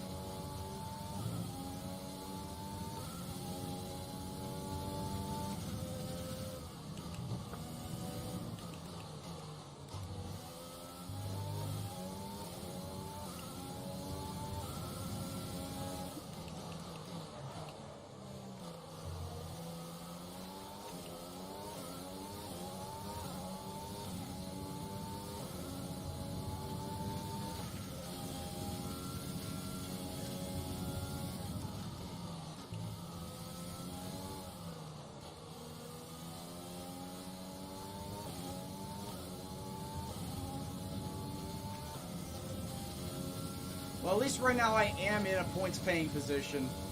I don't know about Albon. I would hope that he is in a podium spot.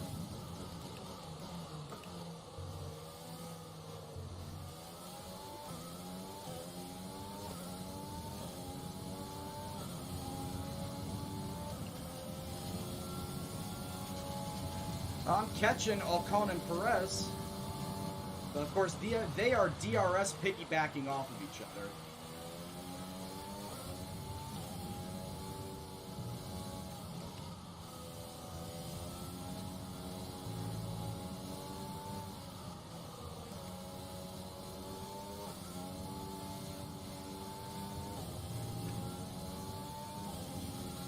Oh, and they're staying within each other's draft. So.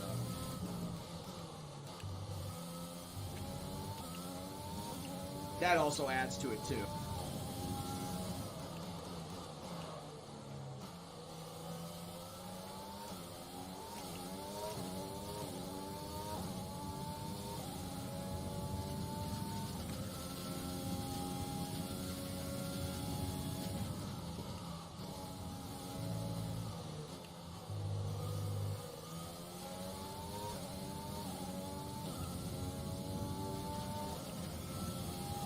Seven laps when we come to the line.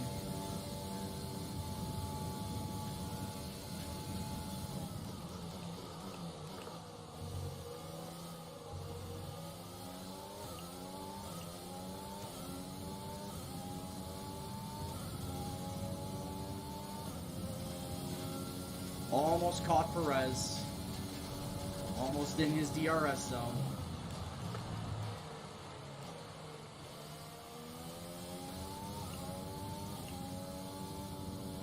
Wide turns like that don't help.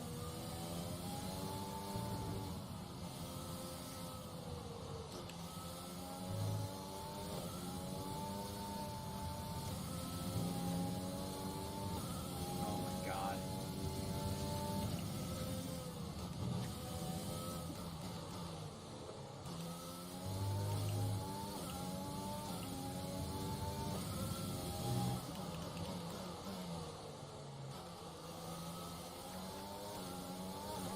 I do the same thing sometimes for my Xbox.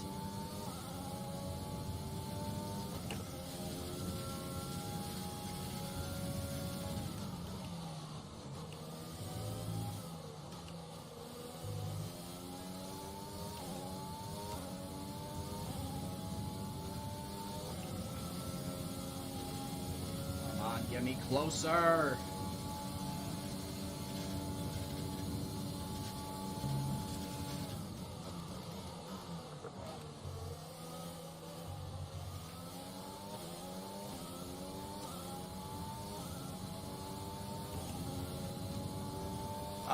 I should be finishing no worse than top 5 with the way everything's going right now.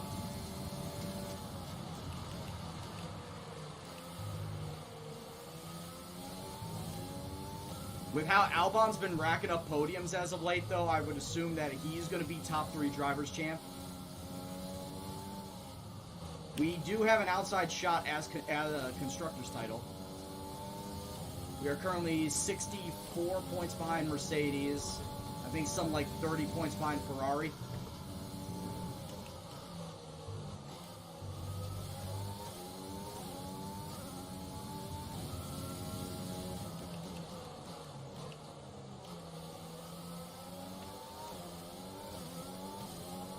So yeah, outside chance to win constructors, but I don't think I'm going to get driver's title, and I think Albon is going to be close but no cigar.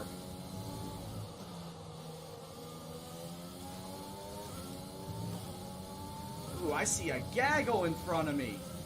I finally catch DRS on these bums. Or at the very least, some draft.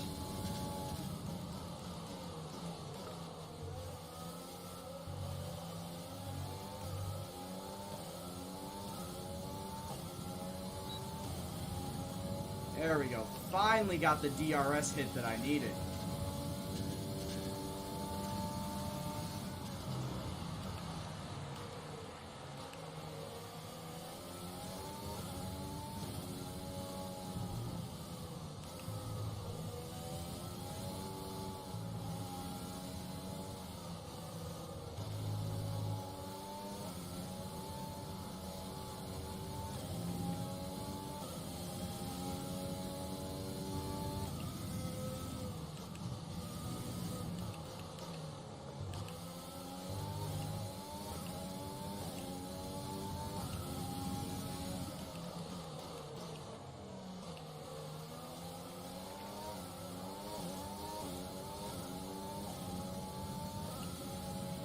We have 5 laps of fuel remaining.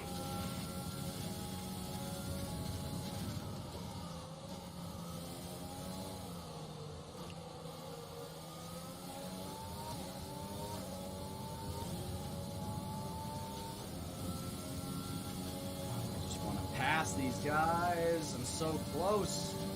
4 laps to go and we come to the line. Latifi out of the session.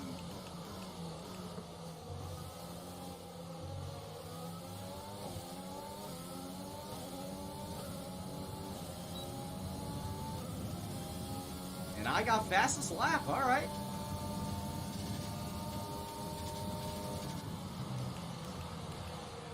Probably won't last long though.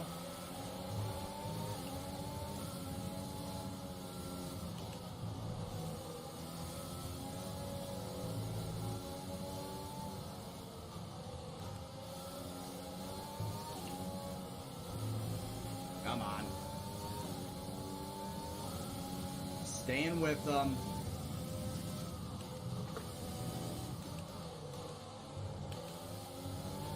Yellow flag. Someone's come off ahead of you. There's a yellow flag ahead.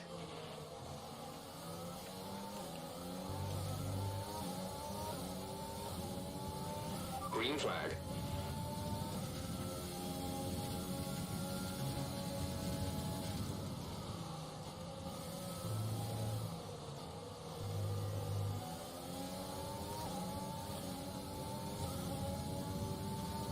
That's 876. That's 5th place leading this train.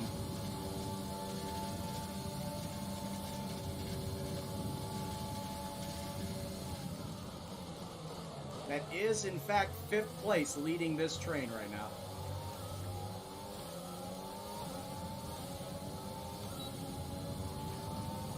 God, I don't even know where to send it.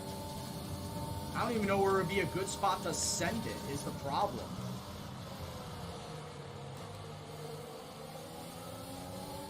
One would be very, very poor. These S's also not a good idea. The hairpin is bad.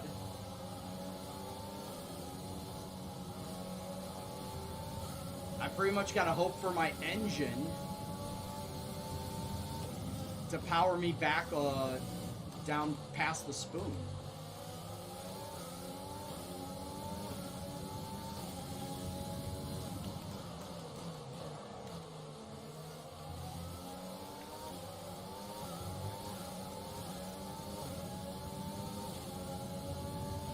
There's 3 laps of fuel remaining.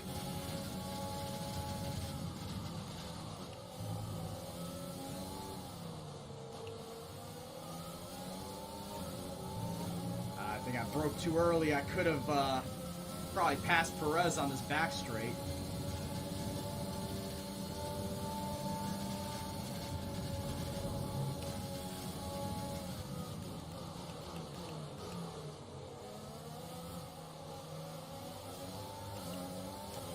Be careful, we think you're going to start losing some tire grip around now. Gee, no shit. But yeah, Casio Triangle is where Senna and Frost had their incident. They also had their incident here in turn 1. I'd rather not recreate that incident, or either one.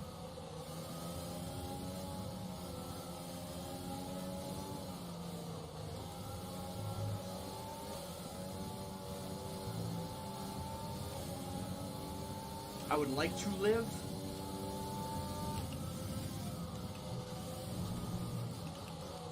What? Well, I will say this. I do have all 3 flashbacks at my disposal.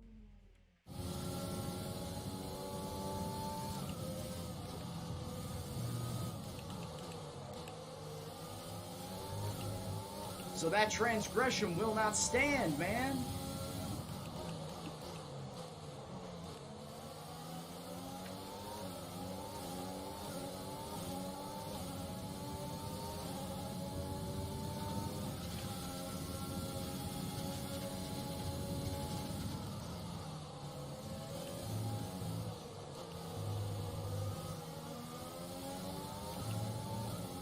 I did it again. I got too close to the edge of the spoon.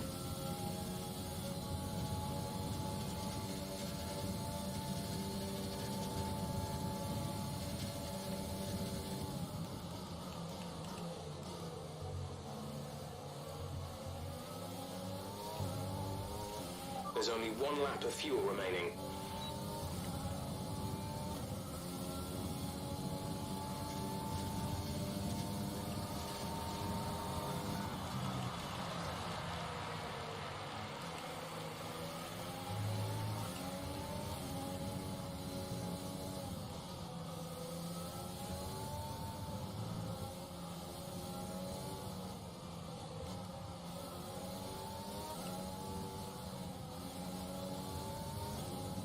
I was also hoping for someone to stack it right there.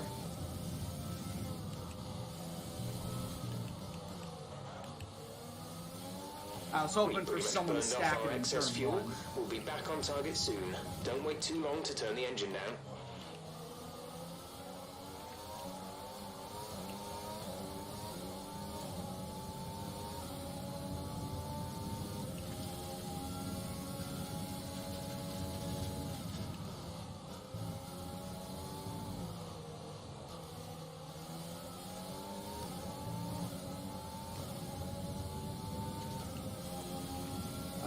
The tire choice was right. The execution was not.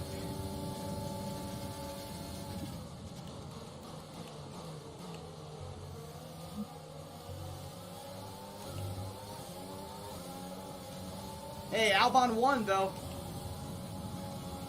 Albon did manage to win. All right, race over. Take care of the car on the way in. So Gendo F1 Racing wins in the end. I'm okay with this. Another action-packed Japanese Grand Prix comes to an end. And what a magnificent drive to take the win here today. Well, I'm thoroughly Yeah, it could have been a lot exhausted better. after the excitement of that Could have been a race, lot better. I'm sure But, it's nothing like I said, compared to our drivers Gendo here. F1 Racing They've on the worked hard podium. to Get make it that up there, sponsor money. and it's great to see them Congratulations make to their Alex way out Albon. onto I the think that's podium. his 6th win? Or his 5th win. I'm going to have to check that. Because he's won a good fair amount of races this season. Let's have a look then at the driver's standings. That was Charles bad. Leclerc currently leading the championship Hamilton, standings. wow, Hamilton extends dropped his lead all even the way further out. with this result. So, Anthony Davidson, who would you rank as your driver of the day? It's an interesting one today. On balance, I think I have to call out Alexander Albon. A really solid drive from him today, and one that he and his team should be proud of. It's time to check out the constructors' standings. Mercedes continue to extend their lead. There was also a strong showing from the McLaren team today as they make their way up the standings. It's been an absolutely... All right, so as it stands right here, right now, with 4 races left to go in the season, and as I said before, with Circuit of the Americas coming up, I am going to be taking a drop to the end grid penalty, getting a brand new engine. As it stands, Albon currently 44 points behind Charles Leclerc as your driver's champion. Bottas, Hamilton there as well. Yeah, look at that. Bottas, Hamilton, and Albon all tight. All tightly packed behind Leclerc. 2 points, 3 points within each other, and then me, 50 points behind. So yeah, at this point in time, it is pretty much a battle between Leclerc, Bottas, Hamilton, and Albon. If Albon could win the driver's title at the very end of the season, that would be a surprising come from behind, dark horse, out of the blue, whatever stereotype you want to call it, type of win, because Albon was not favored to be anywhere close to top 3 even. So good on us for that. And then as far as Wild constructors weekend go, of Formula One action. I can't wait to see what's next. as far as constructors go, Mercedes still at the top. Of course, they missed out with Lewis Hamilton not getting points. Ferrari missed out with Vettel not getting points. But us, we did manage to get points. 27 in total. Ferrari, I think, got 10, 15 maybe. Mercedes only getting 18. So yeah, we are cutting into the gap on Ferrari and the lead of Mercedes. 55 points only. But at least we are in the top 3. Yeah, let me take a look at those highlights. Let me take a look at the highlights and see if the collision, the caution incident is a part of this. I'm very curious if the caution incident was a part of this. Yep, it was. It was. Alright. The caution incident was a part of this, so let's take a look. So, of course, this was me on my cold-ass tires just bobbing and weaving around the S's, coming out of the S's. I forget who it was behind me. It was either Signs or Norris. I think it was Signs. So, I get off the track, and Signs clatters the back of me, kills his front wing, spin, almost takes out, I think that would have been Danny Rick. Almost takes out Ricardo. And, what else can I say about that? Why can't I change my driver? I would like to change the driver, thank you very much, but I guess not.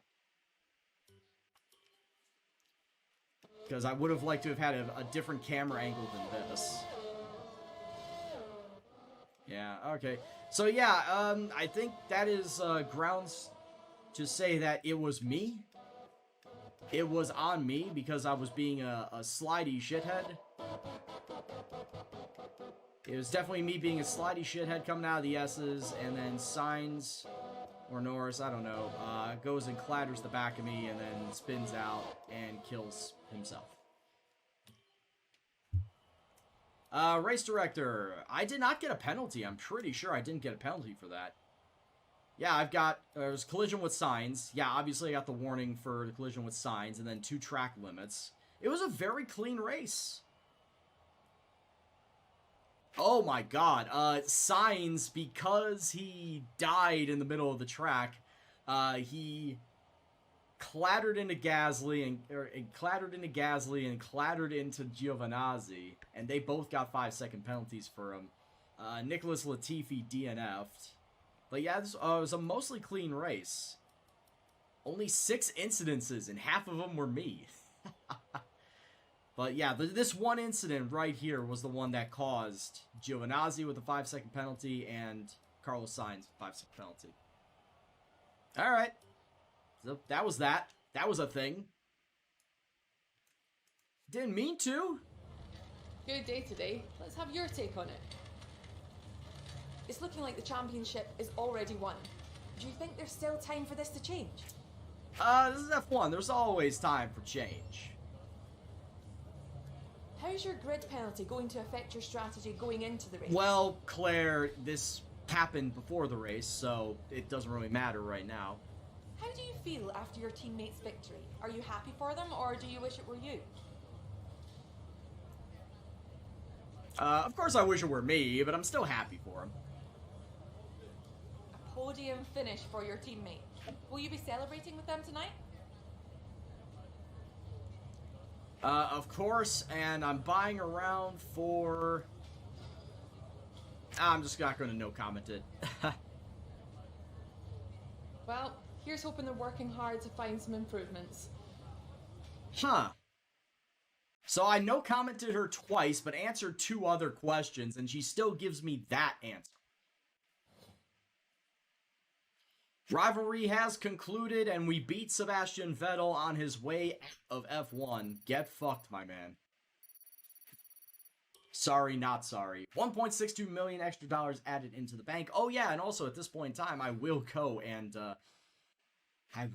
and increase my car, because it doesn't seem like at this point in time there are going to be any sort of regulations coming down. I'm kind of surprised that nothing has come down regulations wise. Yeah, we got the US Grand Prix coming up, but I have not heard a thing. Not one thing as far as regulations go. Oh yeah, renew the sponsors, absolutely. Because yeah, I would have gotten something here for messages, but I didn't. Racing simulations and reaction training to add awareness. Look at that, double boost the awareness. Ooh, that would actually be really good. We'll go second driver PR filming. race simulations, reaction training, and driver promo filming. Wow, we got ourselves a week of activities, and very good activities too, mind you. Because as you can see here, race, second driver filming, 1,000 driver bonus, and $30,000 added in. Race simulations add experience and awareness. Reaction training adds more awareness, so he's going to get a double boost for that. And then, of course, the driver promo filming is another 300 acclaim there. All right, let's go hog wild with the R&D tree, because I did make mention of this before, that if there were no regulations coming down, I was just going to go just put everything, all my backlog of components onto the car. So I'm going to go and do that right damn now. I'm kind of surprised, like I said, that nothing bad happened. But, hey, I'll take it. Alright, so we're going to do that. We'll go with the Halo here, standard dev. Here we'll go the brake rotors. Then here we're going to upgrade the durability of the turbo. And how much I got left? I got 4,100 left, so I've got one in everything. So, you know, let's build up one more for the aero. Standard dev, that. And I've still got parts. Let's build up the durability of the MGUK. I've still got shit. Do I go more durability? Can I even do another of the durability? I can. So I can build up 3 durability. The arrow is all full right now. I could do one more durability or one more to the chassis. I think at this point in time, I'll work on the chassis. Go engine cover. Wow, I've gone absolutely hog wild with my points. That was 9,300 points that I've just put into my car. 1 engine, 2 durability, 2 chassis, 2 aero. This is all going to get done by the Brazilian Grand Prix. If there are no failures, it'll all get done by the Brazilian Grand Prix. That's going to be immense. That's going to be good. G-U-D, good for me.